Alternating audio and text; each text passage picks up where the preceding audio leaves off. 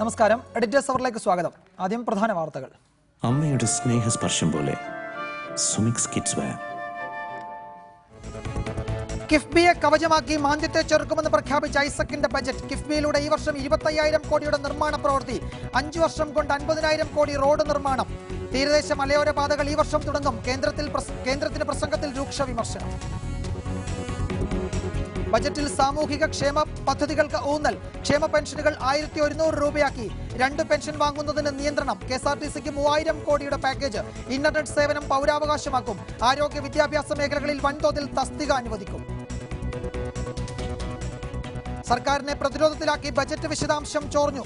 പുതിയ ബജറ്റ് വേണമെന്ന് പ്രതിപക്ഷം. സഭ ബഹിഷ്കരിച്ച് പ്രതിപക്ഷ പ്രതിഷേധം.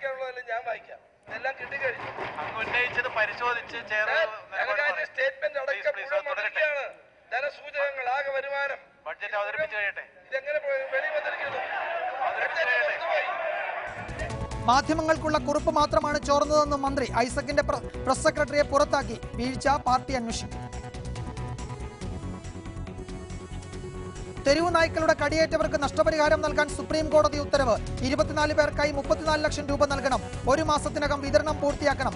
മനുഷ്യരെക്കാൾ അവകാശം നായ്ക്കൾക്കില്ലെന്ന് സുപ്രീം കോടതി. ഉന്നത ഉദ്യോഗസ്ഥരെ വിമർശിച്ച മലയാളി ജവാൻ നാസിക്കിൽ മരിച്ച സംഭവത്തിൽ വിശദീകരണവുമായി കരസേന. മാനസിക പ്രയാസം മൂലം ജവാൻ ആത്മഹത്യ ചെയ്തുവെന്ന് സേനാ വക്താവ്. വിശദീകരണം തള്ളി കുടുംബം. കിഫ്ബിയെ ആശ്രയിച്ച് ഐസക്കിന്റെ ബജറ്റ്.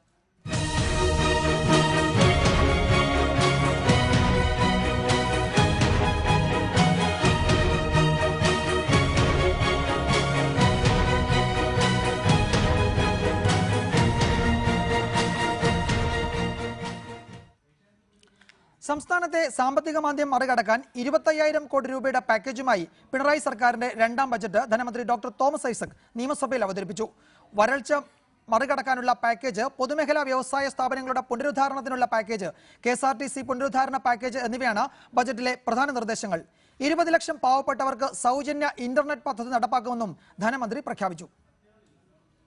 നോട്ട് നിരോധനം സൃഷ്ടിച്ച സാമ്പത്തിക മാന്ദ്യം മറികടക്കാനായി 25,000 കോടി രൂപയുടെ പദ്ധതി നടപ്പാക്കുമെന്ന പ്രഖ്യാപനമാണ് ധനമന്ത്രി തോമസ് ഐസക് ബജറ്റിലൂടെ നടത്തിയത്. കിഫ്ബി വഴിയാണ് പദ്ധതി നടപ്പാക്കുകയെന്നും മന്ത്രി പ്രഖ്യാപിച്ചു. കഴിഞ്ഞ വർഷം പ്രഖ്യാപിച്ച മാന്ദ്യവിരുദ്ധ പാക്കേജും ഇത്തവണ നടപ്പാക്കും. കഴിഞ്ഞ വർഷം പ്രഖ്യാപിച്ച മാന്ദ്യവിരുദ്ധ പാക്കേജ് 2017-18 നടപ്പിലാവുന്നത്. എന്നാൽ ഇതിനോടൊപ്പം മറ്റൊരു 25,000 കോടി രൂപയുടെ നിർമ്മാണ പ്രവൃത്തികൾ കൂടി 2017-18 കിഫ്ബിയിൽ നിന്ന് പ്രഖ്യാപിക്കുകയാണ്. 1267 കിലോമീറ്റർ ദൈർഘ്യമുള്ള സമ്പൂർണ്ണ മലയോര ഹൈവേയുടെയും 630 കിലോമീറ്റർ ദൈർഘ്യമുള്ള തീരദേശ ഹൈവേയുടെയും നിർമ്മാണം ഈ സാമ്പത്തിക വർഷം ആരംഭിക്കുമെന്നും ഐസക് പ്രഖ്യാപിച്ചു. പദ്ധതിക്ക് ആവശ്യമായ 10,000 കോടി രൂപ കിഫ്ബി വഴി കണ്ടെത്തും. പ്രവാസി ചിട്ടി വഴി പണം സ്വരൂപിക്കാനാണ് ഐസക് ലക്ഷ്യമിടുന്നത്. 1351 കോടി രൂപ റോഡ് പാലം നിർമ്മാണത്തിന് വേണ്ടി മാറ്റിവെച്ചു. പൊതുമേഖലാ സ്ഥാപനങ്ങളെ ലാഭത്തിലാക്കാനുള്ള പദ്ധതികൾക്കായി ബജറ്റ് വിഹിതം ഇരട്ടിയായി വർദ്ധിപ്പിച്ചു. IT ഹാർഡ്വെയർ ഹബ്ബായി കേരളത്തെ മാറ്റും. മാവൂരിൽ ജപ്പാനീസ് കൊറിയൻ വ്യവസായ ക്ലസ്റ്റർ സ്ഥാപിക്കും. വ്യവസായ ആകർഷണത്തിനായി 1999 സിംഗിൾ വിൻഡോ ക്ലിയറൻസ് നിയമം ഭേദഗതി ചെയ്യും. 20 ലക്ഷം പാവപ്പെട്ടവർക്ക് സൗജന്യ ഇന്റർനെറ്റ് കണക്ഷൻ നൽകുന്ന പദ്ധതിയും ഐസക് പ്രഖ്യാപിച്ചു. പാവപ്പെട്ട 20 ലക്ഷം കുടുംബങ്ങൾക്ക് ഇന്റർനെറ്റ് കണക്ഷൻ സൗജന്യമായി നൽകും. മറ്റുള്ളവർക്ക് ഇന്റർനെറ്റ് സേവനം വളരെ കുറഞ്ഞ ചെലവിൽ ലഭ്യമാക്കും. അങ്ങനെ ഇന്റർനെറ്റ് സൗകര്യം പൗരാവകാശമാക്കി മാറ്റുന്ന അപൂർവം പ്രദേശങ്ങളൊന്നായിട്ട് കേരളം മാറുകയാണ്. KSRTCക്ക് 3 വർഷത്തിനകം 3000 കോടി രൂപയുടെ സമഗ്ര പുനരുദ്ധാരണ പാക്കേജ് നടപ്പാക്കും. വരൾച്ച ദുരിതാശ്വാസത്തിനായി 230 കോടി രൂപ വകയിരുത്തി. വരൾച്ച നേരിടാൻ 30 കോടിയുടെ പദ്ധതി പ്രഖ്യാപിച്ചു. കുടിവെള്ള പദ്ധതിക്കായി 1058 കോടി രൂപയും ജലസേചനത്തിനായി 413 കോടിയും റെഗുലേറ്ററുകൾ സ്ഥാപിക്കാൻ 600 കോടി രൂപയും ധനമന്ത്രി പ്രഖ്യാപിച്ചു. തദ്ദേശ സ്ഥാപനങ്ങൾക്ക് 9,748 കോടി രൂപയുടെ പദ്ധതിയാണ് ബജറ്റ് വിഭാവനം ചെയ്യുന്നത്. തദ്ദേശ വകുപ്പിലെ എഞ്ചിനീയറിംഗ് വിങ്ങിനെ പ്രാദേശിക സർക്കാരുകളുമായി സംയോജിപ്പിക്കും. കൊച്ചി ബിനാലയ്ക്ക് സ്ഥിരം വേദിക്കായി 5 ഏക്കർ സ്ഥലം ഏറ്റെടുക്കാനും തീരുമാനിച്ചു. റിപ്പോർട്ടർ, തിരുവനന്തപുരം. ധനമന്ത്രി ഡോക്ടർ തോമസ് ഐസക് അവതരിപ്പിച്ച ബജറ്റിന്റെ വിശദാംശങ്ങളാണ് എഡിറ്റേഴ്സ് അവർ ചർച്ച ചെയ്യുന്നത്. ചർച്ചയിൽ പങ്കെടുക്കുന്നത് Shri T V Rajesh MLA, Congress നേതാവും മുൻ മന്ത്രിയുമായ ശ്രീ ഡൊമിനിക് പ്രസന്റേഷൻ, സാമ്പത്തിക വിദഗ്ധരായ doctor Ajith Kumar, Shri Martin Patrick, BJP നേതാവ് അഡ്വക്കേറ്റ് ജോർജ് കുര്യൻ എന്നിവരാണ്. ചർച്ചയിലേക്ക് കടക്കും മുമ്പ് 30 സെക്കൻഡ് ദൈർഘ്യമുള്ള ചെറിയ ഇടവേള. കീടനാശിനിയിൽ മുക്കി ഉണ്ടാക്കണ അരി സ്ഥിരമായി കഴിച്ചാൽ കൂടിയത് എന്തെങ്കിലും വന്നാലും അതിശയിക്കാനില്ല. അതുകൊണ്ടാണ് ഒരുപാട് മരുന്നൊന്നും വേണ്ട, കീടനാശിനി തൊടിയിക്കാതെ കൃഷി ചെയ്ത് തവിട് കളയാതെ കുത്തിയെടുക്കുന്ന സ്വാദ് അടാട്ട് മട്ടയിൽ തന്നെ വാങ്ങണമെന്ന് ഞാൻ പറയണം. ദിവസവും രാത്രി കഞ്ഞി വെച്ച് കുടിച്ചാലും മതി, ഒരു നേരെയെങ്കിലും നല്ലത് കഴിക്കാലോ. കീടനാശിനി വിമുക്തമായ സ്വാദ് അടാട്ടുമട്ടയരി. നല്ല ഭക്ഷണം തന്നെയാണ് നല്ല മരുന്ന്. ആദ്യം ശ്രീ ടി വി രാജേഷ്, വളരെ പ്രധാനപ്പെട്ട ഒരു ഭരണഘടനാ ബാധ്യതയാണ് ബജറ്റ് അവതരിപ്പിക്കുക എന്നത്. ധനമന്ത്രി തോമസ് ഐസക് ഈ ബജറ്റ് അവതരിപ്പിച്ചുകൊണ്ടിരിക്കെ അതിൻ്റെ പ്രസക്ത ഭാഗങ്ങളടങ്ങിയ അതിൻ്റെ ഹൈലൈറ്റ്സ് പുറത്തു വരുന്നു എന്നത് വലിയ തോതിൽ സർക്കാരിനെ സംബന്ധിച്ചിടത്തോളം ഒരു അപമാനം തന്നെയാണ്. അത് ഗവൺമെന്റ് അംഗീകരിക്കുകയും ചെയ്തു. ഇക്കാര്യത്തിൽ സംഭവിക്കാൻ പാടില്ലാത്തത് സംഭവിച്ചു എന്നത് ഈ ബജറ്റിന്റെ ശോഭ കെടുത്തുന്നതായി പോയില്ലേ ആ നടപടി? തീർച്ചയായും അത് വളരെ ദൗർഭാഗ്യകരമായ ഒരു കാര്യമാണ്. കേരളം കണ്ട ഏറ്റവും മികച്ച ഒരു ബഡ്ജറ്റാണ്. പ്രത്യേകിച്ചും നമ്മുടെ അടിസ്ഥാന സൗകര്യ വികസനത്തിൽ വലിയ കുതിപ്പുണ്ടാക്കുന്ന, സാമൂഹ്യ സുരക്ഷ ഉറപ്പാക്കുന്ന, കൂടുതൽ തൊഴിലവസരങ്ങൾ പ്രദാനം ചെയ്യുന്ന, സ്ത്രീകൾക്ക് പ്രത്യേകമായ പരിഗണന നൽകുന്ന ഒരു നല്ല ബഡ്ജറ്റ് അവതരിപ്പിച്ചുകൊണ്ടിരിക്കുന്നതിനിടയിലാണ് ഇത്തരമൊരു വാർത്ത വന്നിരിക്കുന്നത്. തീർച്ചയായും അതിനെ വളരെ ഗൗരവത്തിൽ കാണുമെന്ന് ആ സമയത്ത് തന്നെ ബഹുമാനായ ധനകാര്യമന്ത്രിയും ബഹുമാനപ്പെട്ട മുഖ്യമന്ത്രിയും വ്യക്തമാക്കിയിട്ടുള്ളതാണ്. തീർച്ചയായിട്ടും അത് അന്വേഷിക്കുന്നതാണ്, അതൊരിക്കലും ആവർത്തിക്കാൻ പാടില്ലാത്തതാണ്. അതിനെ വളരെ ഗൗരവത്തോടു കൂടിയിട്ട് തന്നെയാണ് ഗവൺമെൻറ് കാണുന്നത്.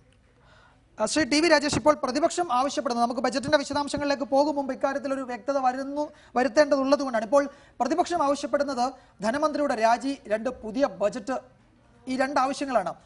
ഗവൺമെന്റിനെ സംബന്ധിച്ചിടത്തോളം ഇന്നിപ്പോൾ പ്രതിപക്ഷ നേതാക്കൾ ഗവർണറെ കണ്ടു, ഗവർണർ ഈ പരാതി പരിശോധിച്ചു, മുഖ്യമന്ത്രിക്ക് ആ പരാതി ഗവർണർ അയച്ചു കൊടുക്കുകയും ചെയ്തു. ഇന്ന് വൈകുന്നേരത്തോടു കൂടി ഇത്രയും സംഭവങ്ങൾ ഉണ്ടായി. ഇത് ഒരു വിഷയമായി ഈ ബജറ്റ് സമ്മേളനത്തിൽ ആകെ ഉന്നയിക്കാൻ പ്രതിപക്ഷം തയ്യാറെടുക്കുകയും ചെയ്യുകയാണ്. എന്തായിരിക്കും ഇക്കാര്യത്തിൽ ഒരു രാഷ്ട്രീയ മറുപടി ഭരണപക്ഷത്തിന്റെ ഭാഗത്തുനിന്ന് ഉണ്ടാകുക? അല്ല, ആ കാര്യത്തിൽ ആ സമയത്ത് തന്നെ ഈ വിഷയം പ്രതിപക്ഷ നേതാവ് അവിടെ ഉന്നയിച്ചു. നമുക്കറിയാം, ബഡ്ജറ്റ് അവതരിപ്പിച്ച് 1.5 മണിക്കൂർ കഴിഞ്ഞതിന് ശേഷമാണ് ഈ ഒരു വിഷയം പ്രതിപക്ഷ നേതാവ് സഭയുടെ ശ്രദ്ധയിൽ കൊണ്ടുവരുന്നത്. ആ ഘട്ടത്തിൽ തന്നെ ധനകാര്യമന്ത്രി തൻ്റെ നിലപാട് വ്യക്തമാക്കി. ഉടൻ ബഹുമാനായ മുഖ്യമന്ത്രി എഴുന്നേറ്റ് ഇത് ഗൗരവമുള്ള വിഷയമാണ്, അത് അന്വേഷിക്കുമെന്ന് പറഞ്ഞു. ഇത് സാങ്കേതികമായ ഒരു കാര്യമാണ്. മന്ത്രിയുടെ ഓഫീസിൽ സംഭവിച്ചിട്ടുള്ള ഒരു സ്റ്റാഫ് അദ്ദേഹത്തിന് സംഭവിച്ചിട്ടുള്ള ഒരു പിശകാണ്. പക്ഷേ ആ പിശക്കിൻ്റെ പേരിൽ കേരളത്തിൽ അവതരിപ്പിച്ച ഏറ്റവും ജനോപകാരപ്രദമായ, കേരളത്തിൻ്റെ വികസനത്തെ ത്വരിതപ്പെടുത്തുന്ന, ജനങ്ങൾ ആഗ്രഹിക്കുന്ന വിധത്തിലുള്ള ഒരു ബഡ്ജറ്റ് ഇവിടെ അവതരിപ്പിച്ചിരിക്കുകയാണ്. ആ ബഡ്ജറ്റിൻ്റെ ശോഭ കെടുത്താനുള്ള നീക്കം, ഇതിനെ വളരെ രാഷ്ട്രീയ പ്രേരിതമായി കാണുന്നതിനുള്ള നീക്കമാണ് പ്രതിപക്ഷം നടന്നത്. പക്ഷേ അത് ഇവിടെ വിലപ്പോവില്ല. ഏതായാലും അതിൻ്റെ ഗൗരവത്തെയും ഞങ്ങൾ കുറച്ച് കാണുന്നില്ല. ആ കാര്യത്തിൽ വന്ന വീഴ്ച ഉൾക്കൊണ്ടിട്ടുണ്ട്. ആ കാര്യത്തിൽ തക്കതായ നടപടി ഇതിനകം സ്വീകരിക്കുകയും ചെയ്തിട്ടുണ്ട്. പേഴ്സണൽ സ്റ്റാഫിനെ പുറത്താക്കി എന്നതാണ് അതിൽ ഉള്ള ഒരു നടപടി. അക്കാര്യത്തിൽ CPM ഒരു അന്വേഷണത്തിന് തീരുമാനിച്ചിട്ടുണ്ട്. ഇക്കാര്യം പരിശോധിക്കാൻ ചീഫ് സെക്രട്ടറി നിർദ്ദേശം നൽകിയിട്ടുണ്ട് എന്നാണ്. ഞാൻ അതിലേക്ക് വരാം. ഈ ബജറ്റിനെ പറ്റി, ബജറ്റ് അതിൻ്റെ വിശദാംശങ്ങളിലേക്ക് നമ്മൾ പരിശോധിച്ചാൽ ഏതാണ്ട് ഒരു അങ്ങേയറ്റം ഭാവനയിൽ മാത്രം നടപ്പാക്കാൻ കഴിയുന്ന ബജറ്റ് എന്നതാണ് ആദ്യത്തെ വിമർശനം. ഈ ബജറ്റിനോടുള്ള ആദ്യത്തെ വിമർശനം അതാണ്. ഒരു കിഫ്ബി എന്ന ഒരു ഏജൻസിയെ കേന്ദ്രീകരിച്ച് ഗവൺമെന്റ് മുന്നോട്ട് വയ്ക്കുന്ന ചില പ്രഖ്യാപനങ്ങളും അല്ലെങ്കിൽ അതിനെ ഒരു ബജറ്റിന്റെ മുഖമായി കണക്കിലെടുത്തുകൊണ്ടുള്ള ചില പ്രഖ്യാപനങ്ങൾ, അവിടെ എങ്ങനെ ധനസമാഹരണം നടക്കും, അതിന് പര്യാപ്തമായ നിലയിലേക്ക് വിശ്വാസ്യത ആർജിച്ചിട്ടുണ്ടോ കിഫ്ബി എന്ന ഈ സ്ഥാപനം, തുടങ്ങിയ ചോദ്യങ്ങളാണ് വിമർശകർ ഉന്നയിക്കുന്നത്. എത്രത്തോളം പ്രായോഗികമായിരിക്കും ഈ കിഫ്ബി എന്ന ഈ സ്ഥാപനത്തെ കേന്ദ്രീകരിച്ചുകൊണ്ടുള്ള ധനസമാഹരണവും അതിലൂടെ കിട്ടുന്ന പണം ഉപയോഗിച്ചുള്ള അടിസ്ഥാന മേഖലാ വികസനമൊക്കെ ഉൾപ്പെടുന്ന 25,000 കോടി രൂപയുടെ ഈ പ്രത്യേക പാക്കേജ് നടപ്പാക്കലും? അല്ല, ഇവിടെ ഒരുപാട് പരിമിതികളുണ്ട്. ബഹുമാനായിട്ടുള്ള ധനകാര്യമന്ത്രി ബഡ്ജറ്റ് അവതരിപ്പിച്ചുകൊണ്ട് പറഞ്ഞ കാര്യം നിങ്ങൾ ഓർക്കുന്നുണ്ടാവും. പ്രത്യേകിച്ചും ഈ ഒരു കാലത്ത് ഇത്തരത്തിലുള്ള ഒരു ബഡ്ജറ്റ് അവതരിപ്പിക്കുക എന്ന് പറയുന്നത് കടുത്ത വെല്ലുവിളിയാണ്. ധന ഉത്തരവാദിത്വ നിയമത്തിൻ്റെ പ്രശ്നമുണ്ട്. അതുപോലെ തന്നെ വായ്പ എടുക്കുന്നതിനുള്ള ചില പരിധികളുണ്ട്. ഇത്തരത്തിലുള്ള ഒരുപാട് പ്രശ്നങ്ങൾക്കുള്ളിൽ നിന്നുകൊണ്ടാണ് ബഡ്ജറ്റിന് പുറത്ത് പണം കണ്ടെത്താനുള്ള ശ്രമമാണ് കഴിഞ്ഞ ബഡ്ജറ്റ് മുതൽ ഈ സർക്കാർ നടത്തിക്കൊണ്ടിരിക്കുന്നത്.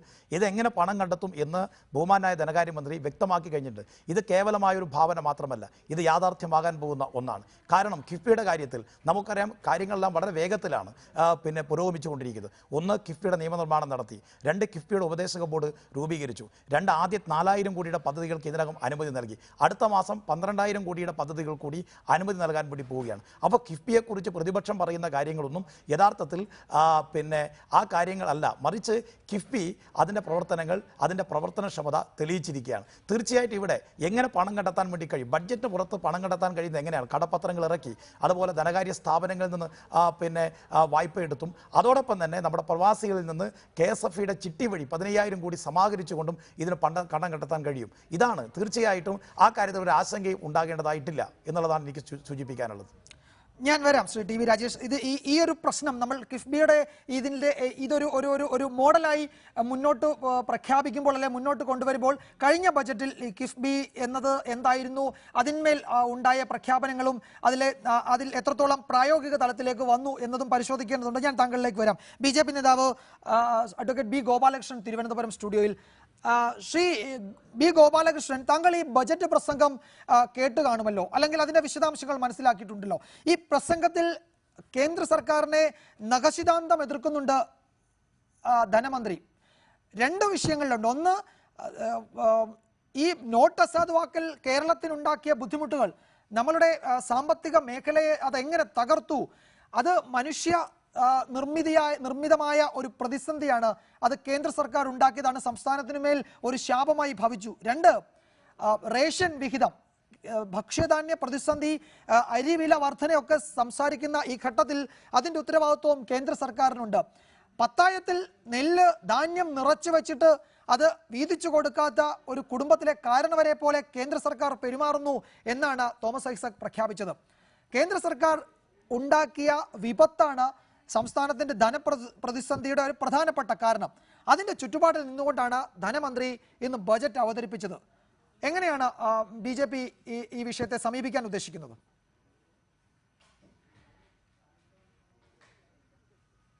ഒരു മുടിയനായ പുത്രനെ പോലെയാണ് കേരളത്തിലെ ധനകാര്യമന്ത്രി എന്ന് പറയാതിരിക്കാൻ വയ്യ. എല്ലാം വിറ്റു തുലയ്ക്കുന്നു. അവസാനം ബജറ്റും വിറ്റു എന്ന് തന്നെയാണ് ഞാൻ പറയുന്നത്. ഫാരിസ് അബൂബക്കർ എന്ന് പറയുന്നത് VS-ന്റെ ഭാഷയിൽ വെറുക്കപ്പെട്ടവൻ എന്നാണ് അർത്ഥം.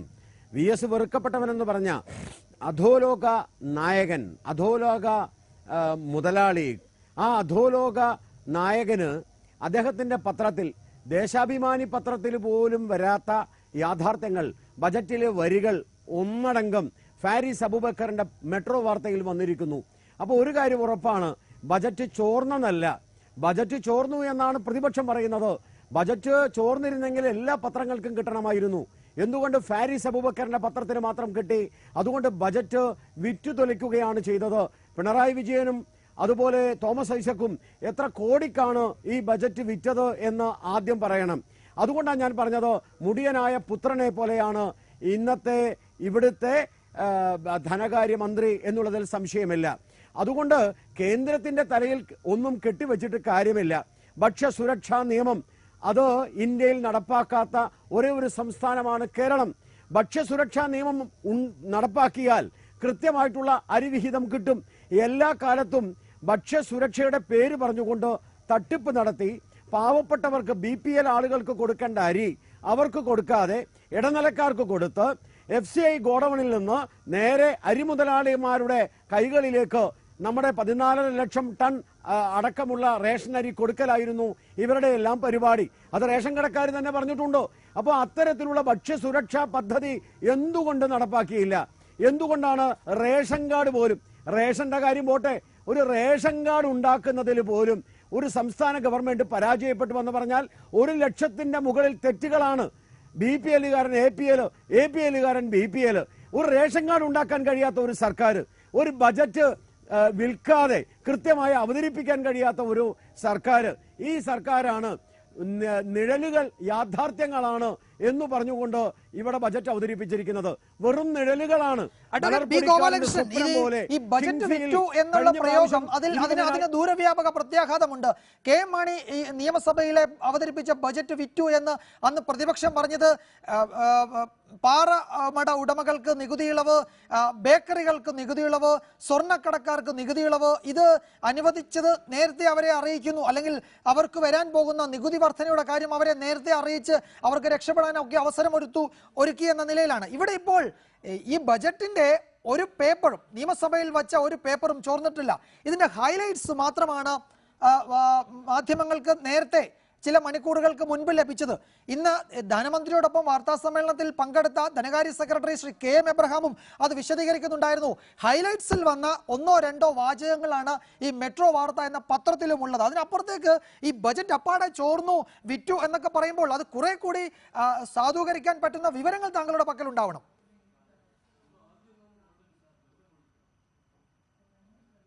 വിജയകുമാറെ, കേന്ദ്ര ഗവൺമെന്റ് കൊണ്ടുവന്നിട്ടുള്ള നോട്ട് നിരോധനവുമായി ബന്ധപ്പെട്ട് ക്യാഷ്ലെസ് എക്കോണമി, അതായത് 50,000 രൂപയുടെ മുകളിൽ നടക്കുന്ന എല്ലാ ട്രാൻസാക്ഷനും അത് കൃത്യമായിട്ടുള്ള അക്കൗണ്ടിലൂടെ നടക്കണമെന്ന് വരുമ്പോൾ ഈ കേരളത്തിലെ പല മുതലാളിമാർക്കും പല കാര്യങ്ങളും അറിയേണ്ടതുണ്ടോ?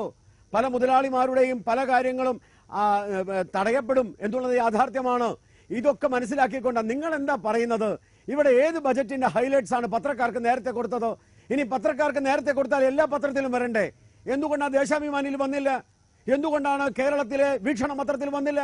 എന്തുകൊണ്ടാണ് കേരളത്തിലെ പ്രധാനപ്പെട്ട പത്രത്തിൽ വന്നില്ല? എന്തുകൊണ്ടാണ് ഫാരിസ് അബൂബക്കറിന്റെ പത്രത്തിൽ മാത്രം വന്നത്? അതുമാത്രം മതി അതിന്റെ പിന്നിൽ നടന്ന കള്ളക്കളി പറയുവാൻ, ഈ ചോദിച്ചതിന് ഉത്തരം പറയുവാൻ. ഹൈലൈറ്റ്സ് എല്ലാവർക്കും കൊടുക്കുകയാണെങ്കിൽ എല്ലാവർക്കും കിട്ടണം. മാണിയുടെ കയ്യിൽ നിന്ന് ചോരുമ്പോ അത് വിൽക്കുന്നു. ഇവരുടെ കയ്യിൽ നിന്ന് ചോരുമ്പോ അതൊരു പെശകാണ്. ചോർന്നിട്ടില്ല എന്ന് പറയാൻ പറ്റില്ലല്ലോ. ഇത് ചോറിലല്ല. അതിന്റെ 2 തലത്തിൽ, അതായത് ഇതിൽ ആർക്കെങ്കിലും നേട്ടമുണ്ടാകണ്ടേ? അങ്ങനെ അങ്ങനെ ആ നിലയിൽ ഏതെങ്കിലും ഒരു വിഭാഗത്തിന് ഈ ബജറ്റിലെ ഈ ഹൈലൈറ്റ്സ് ചോർന്ന് ലഭിച്ചത് കൊണ്ട് നേട്ടമുണ്ടായിട്ടുണ്ടെങ്കിൽ അത് വെച്ച് നമുക്ക് സംസാരിക്കാം. അതാണ് ഞാൻ ചോദിച്ചത്.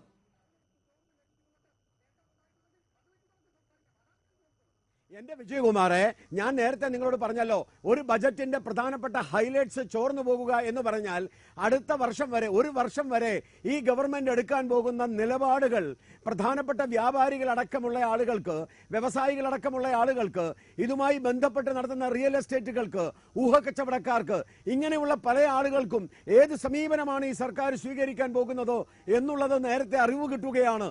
അതിലൂടെ ഏതൊക്കെ മേഖലയിലേക്ക് ഇതിന് മുന്നേറ്റം, ഏതൊക്കെ മേഖലയിൽ ഇതിന്റെ ഗുണമുണ്ടാക്കാം, ഗുണഭോക്താക്കൾ ആര് എന്നുള്ളത് കണ്ടുപിടിക്കണം. അതുകൊണ്ടാണല്ലോ ഇതെന്തുകൊണ്ട് ചോർന്നു എന്ന് കണ്ടുപിടിക്കുവാൻ വേണ്ടിയാണല്ലോ CPM തീരുമാനിച്ചത്. വാസ്തവത്തിൽ എന്തുകൊണ്ട് ചോർന്നു എന്നല്ല, ഇത് വിറ്റത് ആർക്കു വേണ്ടി എന്ന്, അത് പിണറായി വിജയനാണോ, ധനകാര്യമന്ത്രിയാണോ, മറ്റേതെങ്കിലും ധനകാര്യ ഉദ്യോഗസ്ഥനാണോ? ബജറ്റിന്റെ കണ്ടന്റിലേക്ക് പോയി ചർച്ച നടത്താൻ കഴിയാത്ത നിലയിലേക്ക് ആരോപണം വരികയാണ്. ബജറ്റ് വിറ്റു, ചോർന്നു എന്നതല്ല, ബജറ്റ് വിറ്റു. ബജറ്റിന്റെ വിശദാംശങ്ങൾ ഫാരിസ് അബൂബക്കറിന്റെ പത്രത്തിൽ വന്നു. ഫാരിസ് അബൂബക്കറാണോ മെട്രോ വാർത്തയുടെ ഉടമ എന്ന് എനിക്കറിയില്ല. ആ ഉടമസ്ഥാവകാശം അത് കൈമാറിപ്പോയി എന്നാണ് എൻ്റെ അറിവ്. ഇനി അങ്ങനല്ല എങ്കിൽ നമുക്ക് അത് നോക്കാം. പക്ഷെ ആ നിലയിലേക്ക് ബജറ്റ് വിറ്റു എന്നതാണ് വലിയ ആരോപണം. ബജറ്റ് വിൽപ്പന, KM മാണിക്കെതിരെ പ്രതിപക്ഷം ഉന്നയിച്ച ആരോപണത്തിന് സമാനമായി ഇപ്പോൾ തോമസ് ഐസക്കിന് നേരെ ആരോപണം ഉയരുകയാണ്. അല്ല, ഇവിടെ BJPയുടെ നേതാവ് പറഞ്ഞിരിക്കുന്നത് എന്താണ്? കേവലം വാചക കസർത്തുകൾക്കപ്പുറം ഈ ബജറ്റ് ചോർന്നു എന്നതിന് എന്ത് തെളിവാണ് അദ്ദേഹത്തിന് ഹാജരാക്കാനുള്ളത്? ഞാൻ അദ്ദേഹത്തെ വെല്ലുവിളിക്കുകയാണ്. ഇതിൻ്റെ ഹൈലൈറ്റ്സ് ചോർന്നു, അത് സാങ്കേതികമായൊരു കാര്യമാണ്. മന്ത്രിയുടെ ഓഫീസിൽ നിന്ന് പത്രങ്ങൾ കൊടുക്കാനുള്ള ഹൈലൈറ്റ്സ് മന്ത്രി പിന്നെ ധനകാര്യ മന്ത്രി ബജറ്റ് അവതരിപ്പിച്ച് 1.5 മണിക്കൂർ പിന്നിട്ടപ്പോൾ അത് പത്രങ്ങൾക്ക് വന്നു, ചില വാർത്തകൾ വന്നു എന്നുള്ളത് ശരിയാണ്. അതിനപ്പുറം അദ്ദേഹം വിശദീകരിക്കട്ടെ, അദ്ദേഹത്തിൻ്റെ കയ്യിൽ എന്താണ് തെളിവെന്നുള്ളത്. ഇവിടെ ശ്രീ KM മാണിയുടെ സ്ഥിതി വ്യത്യസ്തമാണ്. അദ്ദേഹത്തിൻ്റെ കാലത്ത് പ്രീ ബഡ്ജറ്റ് ഡിസ്കഷൻ എന്ന് പറഞ്ഞ് ഡിസ്കഷന് വിളിച്ച് കേരളത്തിലെ സ്വർണ്ണ വ്യാപാരികൾക്കും മറ്റും നികുതി കുറച്ച് കൊടുക്കാമെന്ന് പറഞ്ഞ് അവരിൽ നിന്ന് പണം വാങ്ങി അതിൻ്റെ പേരിൽ ബഡ്ജറ്റിൽ നികുതി കുറച്ചു കൊടുത്തു. ഇത് ഗുരുതരമായ വിഷയമാണ്. അതാണ് KM മാണിയുടെ പേരിൽ ഉയർന്നു വന്നിട്ടുള്ള ആരോപണം. അത്തരമൊരു സ്ഥിതി ഇവിടെ ഉണ്ടായിട്ടുണ്ടോ? ഇവിടെ നിങ്ങൾ ആലോചിച്ച് നോക്ക്, ആർക്കാണ് നേട്ടമുണ്ടായത്? നിങ്ങൾ വിശദീകരിക്കുക. എവിടെയാണ് ബഡ്ജറ്റ് ചോർന്നിരിക്കുന്നത്? അത് സംബന്ധിച്ച് വിശദീകരിക്കണം. അല്ലാതെ വെറുതെ ഉണ്ടയില്ലാതെ വെടിയുറുത്തിയിട്ട് കാര്യമില്ല. ഞാൻ അദ്ദേഹത്തെ വെല്ലുവിളിക്കുകയാണ്, അദ്ദേഹത്തിന് അത് വിശദീകരിക്കാം. ഇവിടെ ഉണ്ടായത് സാങ്കേതികമായ ഒരു കാര്യമാണ്, പക്ഷെ അത്തരം ഒരു കാര്യം ഉണ്ടാകാൻ പാടില്ലാത്തതാണ്. അത് ദൗർഭാഗ്യകരമാണ്. അത് വളരെ ഗൗരവത്തിൽ കാണുന്നു. അതിൻ്റെ അടിസ്ഥാനത്തിലാണ് അത് സംബന്ധിച്ച് പരിശോധിച്ച് അതിൻ്റെ അടിസ്ഥാനത്തിൽ ഒരു സ്റ്റാഫിനെ ഒഴിവാക്കാൻ ധനകാര്യ വകുപ്പിൻ്റെ മന്ത്രിയുടെ ഓഫീസ് തീരുമാനിച്ചിരിക്കുന്നത്. അതാണ് ഇവിടെ ഉണ്ടായിരിക്കുന്ന കാര്യം. പിന്നെ അദ്ദേഹം പറഞ്ഞു ഇവിടെ ബജറ്റ് വിൽക്കുന്നവരാണ് മറ്റേവരാണ്. ഇതൊക്കെ നമുക്ക് എല്ലാവർക്കും അറിയാം. ഈ രാജ്യം മുഴുവൻ തൂക്കി വിൽക്കാൻ തീരുമാനിച്ചവരല്ലേ BJPയുടെ ഗവൺമെന്റ്. നമ്മുടെ കേരളത്തിലെ വെള്ളൂർ ന്യൂസ് പ്രിന്റ് നിങ്ങളിപ്പോൾ വിൽക്കാൻ വേണ്ടി തീരുമാനിച്ചില്ലേ? എന്താ BJPയുടെ ഗവൺമെന്റ് രാജ്യം നടത്തിക്കൊണ്ടിരിക്കുന്നത്? പിന്നെ ഇവിടെ പറയുന്നു കിനാവാണെന്ന്. എന്താ കിനാവ്? ഇവിടെ അച്ഛേദീൻ എന്തായി? ഇനിയും കുറേ വർഷം 25 വർഷം കാത്തിരിക്കേണ്ടി വരുന്നല്ലേ? നിങ്ങൾ അഖിലേന്ത്യാ പ്രസിഡന്റ് പറഞ്ഞത് ബേട്ടി പഠാവോ ബേട്ടി ബചാവോ എന്തായി? കള്ളപ്പണം തിരികെ കൊണ്ടുവരും എന്തായി? BJP ജനങ്ങൾക്ക് നൽകിയ വാഗ്ദാനങ്ങളിൽ ഏത് വാഗ്ദാനം ഈ 2.5-3 വർഷത്തിനിടയിൽ നിങ്ങൾക്ക് നടപ്പാക്കാൻ വേണ്ടി കഴിഞ്ഞു? അതിനൊരു പ്രോഗ്രസ് റിപ്പോർട്ട് ഈ രാജ്യത്തിലെ ജനങ്ങളുടെ മുന്നിൽ വെക്കാൻ നിങ്ങൾ കഴിയോ? അപ്പോൾ ഇവിടെ കേരളത്തിലെ ഗവൺമെന്റ് അങ്ങനെയല്ല. പെൻഷൻ വർദ്ധിപ്പിച്ചു, പെൻഷൻ കുടിശ്ശികയില്ലാതെ കൊടുത്തു തീർത്തു, അടിസ്ഥാന സൗകര്യ വികസനത്തിന് പണം മാറ്റിവെച്ചു, അതിൻ്റെ നടപടികൾ ആരംഭിച്ചു. നിങ്ങൾക്കറിയാം ഇപ്പോൾ കേരളത്തിലെ റോഡിന് 7 വർഷത്തെ ഗ്യാരണ്ടി, അതിന് മേജർ റോഡുകൾക്ക് അതിനിപ്പോൾ ഗവൺമെന്റ് ഇപ്പോൾ നിങ്ങൾക്കറിയാം ഇപ്പോൾ കേരളത്തിലെ പ്രമുഖ ഏജൻസികൾ ഉപയോഗിച്ചുകൊണ്ട് അതിൻ്റെ ഇൻവെസ്റ്റിഗേഷൻ നടന്നുകൊണ്ടിരിക്കുകയാണ്. ബഡ്ജറ്റിൽ പ്രഖ്യാപിച്ച എല്ലാ നടപടികളും പ്രാവർത്തികമായി കൊണ്ടിരിക്കുകയാണ്. ഇവിടെ എവിടെയാണ് കിനാവുള്ളത്?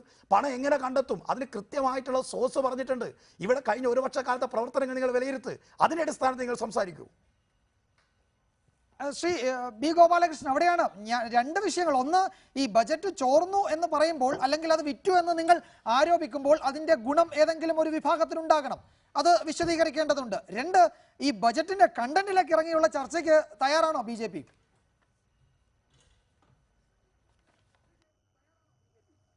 രണ്ട് കാര്യം പറയാനുണ്ട് വിജയകുമാർ. ബജറ്റ് വിറ്റു എന്ന് തന്നെ ഞാൻ അടിവരയിട്ട് പറയാൻ ആഗ്രഹിക്കുന്നു. കാരണം ബജറ്റ് ചോർന്നാൽ അത് എല്ലാ പത്രങ്ങൾക്കും കിട്ടണം. അദ്ദേഹം പറഞ്ഞത് എന്താ? ഹൈലൈറ്റ്സ് പോയാൽ എങ്ങനെ ഒരു പത്രത്തിൽ മാത്രം അത് വാർത്തയായിട്ട് വരിക? ഒരു പത്രത്തിൽ മാത്രം വാർത്തയായിട്ട് വരുന്നു. ആ പത്രം ഏത് എന്നുള്ളതാണ് നാം ഏറ്റവും കൂടുതൽ ചിന്തിക്കേണ്ടത്. പിണറായി വിജയന്റെ വലങ്കൈയായി പ്രവർത്തിക്കുന്ന, ധനകാര്യമന്ത്രിയുമായി ബന്ധപ്പെട്ട് പ്രവർത്തിക്കുന്ന, അതേസമയത്ത് VS അച്യുതാനന്ദൻ വെറുക്കപ്പെട്ടവനെന്ന് പറഞ്ഞ കേരളം ഏറ്റവും വലിയ അധോലോക നായകനായിട്ടുള്ള ഒരാളുടെ പത്രത്തിലാണ്. ഈ മാനേജ്മെന്റ് മാറിയതിനെ കുറിച്ചൊക്കെ എനിക്ക് നന്നായിട്ട് അറിയാം. ഞാൻ ഈ മാനേജ്മെന്റിന്റെ മാറ്റത്തെ കുറിച്ചൊക്കെ നന്നായി പഠിച്ച ആളാണ് വിജയകുമാറെ. മാനേജ്മെന്റ് ആരാന്നുള്ള കാര്യം വിജയകുമാറിനോട് വേണം ഞാൻ അങ്ങോട്ട് പറഞ്ഞു തരാം. അത് നമ്മൾ പറയേണ്ട ആവശ്യമില്ല. വളരെ കൃത്യമാണ്. തൂക്കി വിറ്റു, പണം മേടിച്ചു, അത് തന്നെയാണ് അതിന്റെ യാഥാർത്ഥ്യം. ഇനി രണ്ടാമത്തെ കാര്യം ഒന്ന് ഞാൻ ഈ കാര്യം പറഞ്ഞു. രണ്ടാമത്തെ കാര്യം, എന്തു ബജറ്റായത്? പനീർശെൽവം വന്നിരുന്നെങ്കിൽ ഇതിനേക്കാൾ നല്ലൊരു ബജറ്റ് ഉണ്ടാക്കിയാനേലോ. ഇദ്ദേഹമാണോ വാസ്തവത്തിൽ സാമ്പത്തിക വിദഗ്ധൻ? ഞാൻ ചോദിക്കട്ടെ, കഴിഞ്ഞ വർഷം കിങ് ഫീ കൊണ്ടുവരുമെന്ന് പറഞ്ഞ എമൗണ്ട് എത്രയാ? കിങ് ഫീ കൊണ്ടുവരുമെന്ന് പറഞ്ഞത് 20,000. പക്ഷെ ആ 20,000 കിങ് ഫീ കൊണ്ടുവരാമെന്ന് പറഞ്ഞിട്ട് 1,024 കോടി രൂപയാണ് കൊണ്ടുവന്നത്. 4,500 കോടി രൂപയുടെ പദ്ധതി ഉണ്ടാക്കി. ആർക്ക് വേണമെങ്കിലും നിങ്ങൾക്ക് പദ്ധതി പ്രഖ്യാപിക്കാം. 4,500 കോടിയുടെ പദ്ധതി കൊണ്ടുവന്നു. ശ്രീ ഗോപാലകൃഷ്ണൻ, ദയവായി താങ്കൾ തുടരണം. മറ്റതിഥികളിലേക്ക് കൂടെ പോകേണ്ടതുള്ളത് കൊണ്ട് ഞാൻ മടങ്ങി വരാം താങ്കളിലേക്ക്. അഡ്വക്കേറ്റ് ശ്രീ ഡൊമിനിക് പ്രസന്റേഷൻ, ഇപ്പോൾ ഈ ബജറ്റിനെ സംബന്ധിച്ചുള്ള ചർച്ചകൾ ഓപ്പൺ ചെയ്യുമ്പോൾ തന്നെ പ്രതിപക്ഷം അത് ചോർന്നു എന്ന ആക്ഷേപമാണ് ഉന്നയിക്കുന്നത്. ഇപ്പോൾ വൈകുന്നേരം രമേശ് ചെന്നിത്തല പറഞ്ഞത് ഈ ബജറ്റ് ഒരിക്കൽ കൂടി അവതരിപ്പിക്കണം, പുതിയ ബജറ്റ് അവതരിപ്പിക്കണം എന്ന് പറഞ്ഞു. ഗവർണറെ കണ്ടു, ഗവർണർ നിവേദനം മുഖ്യമന്ത്രിക്ക് കൈമാറുകയും ചെയ്തിട്ടുണ്ട്.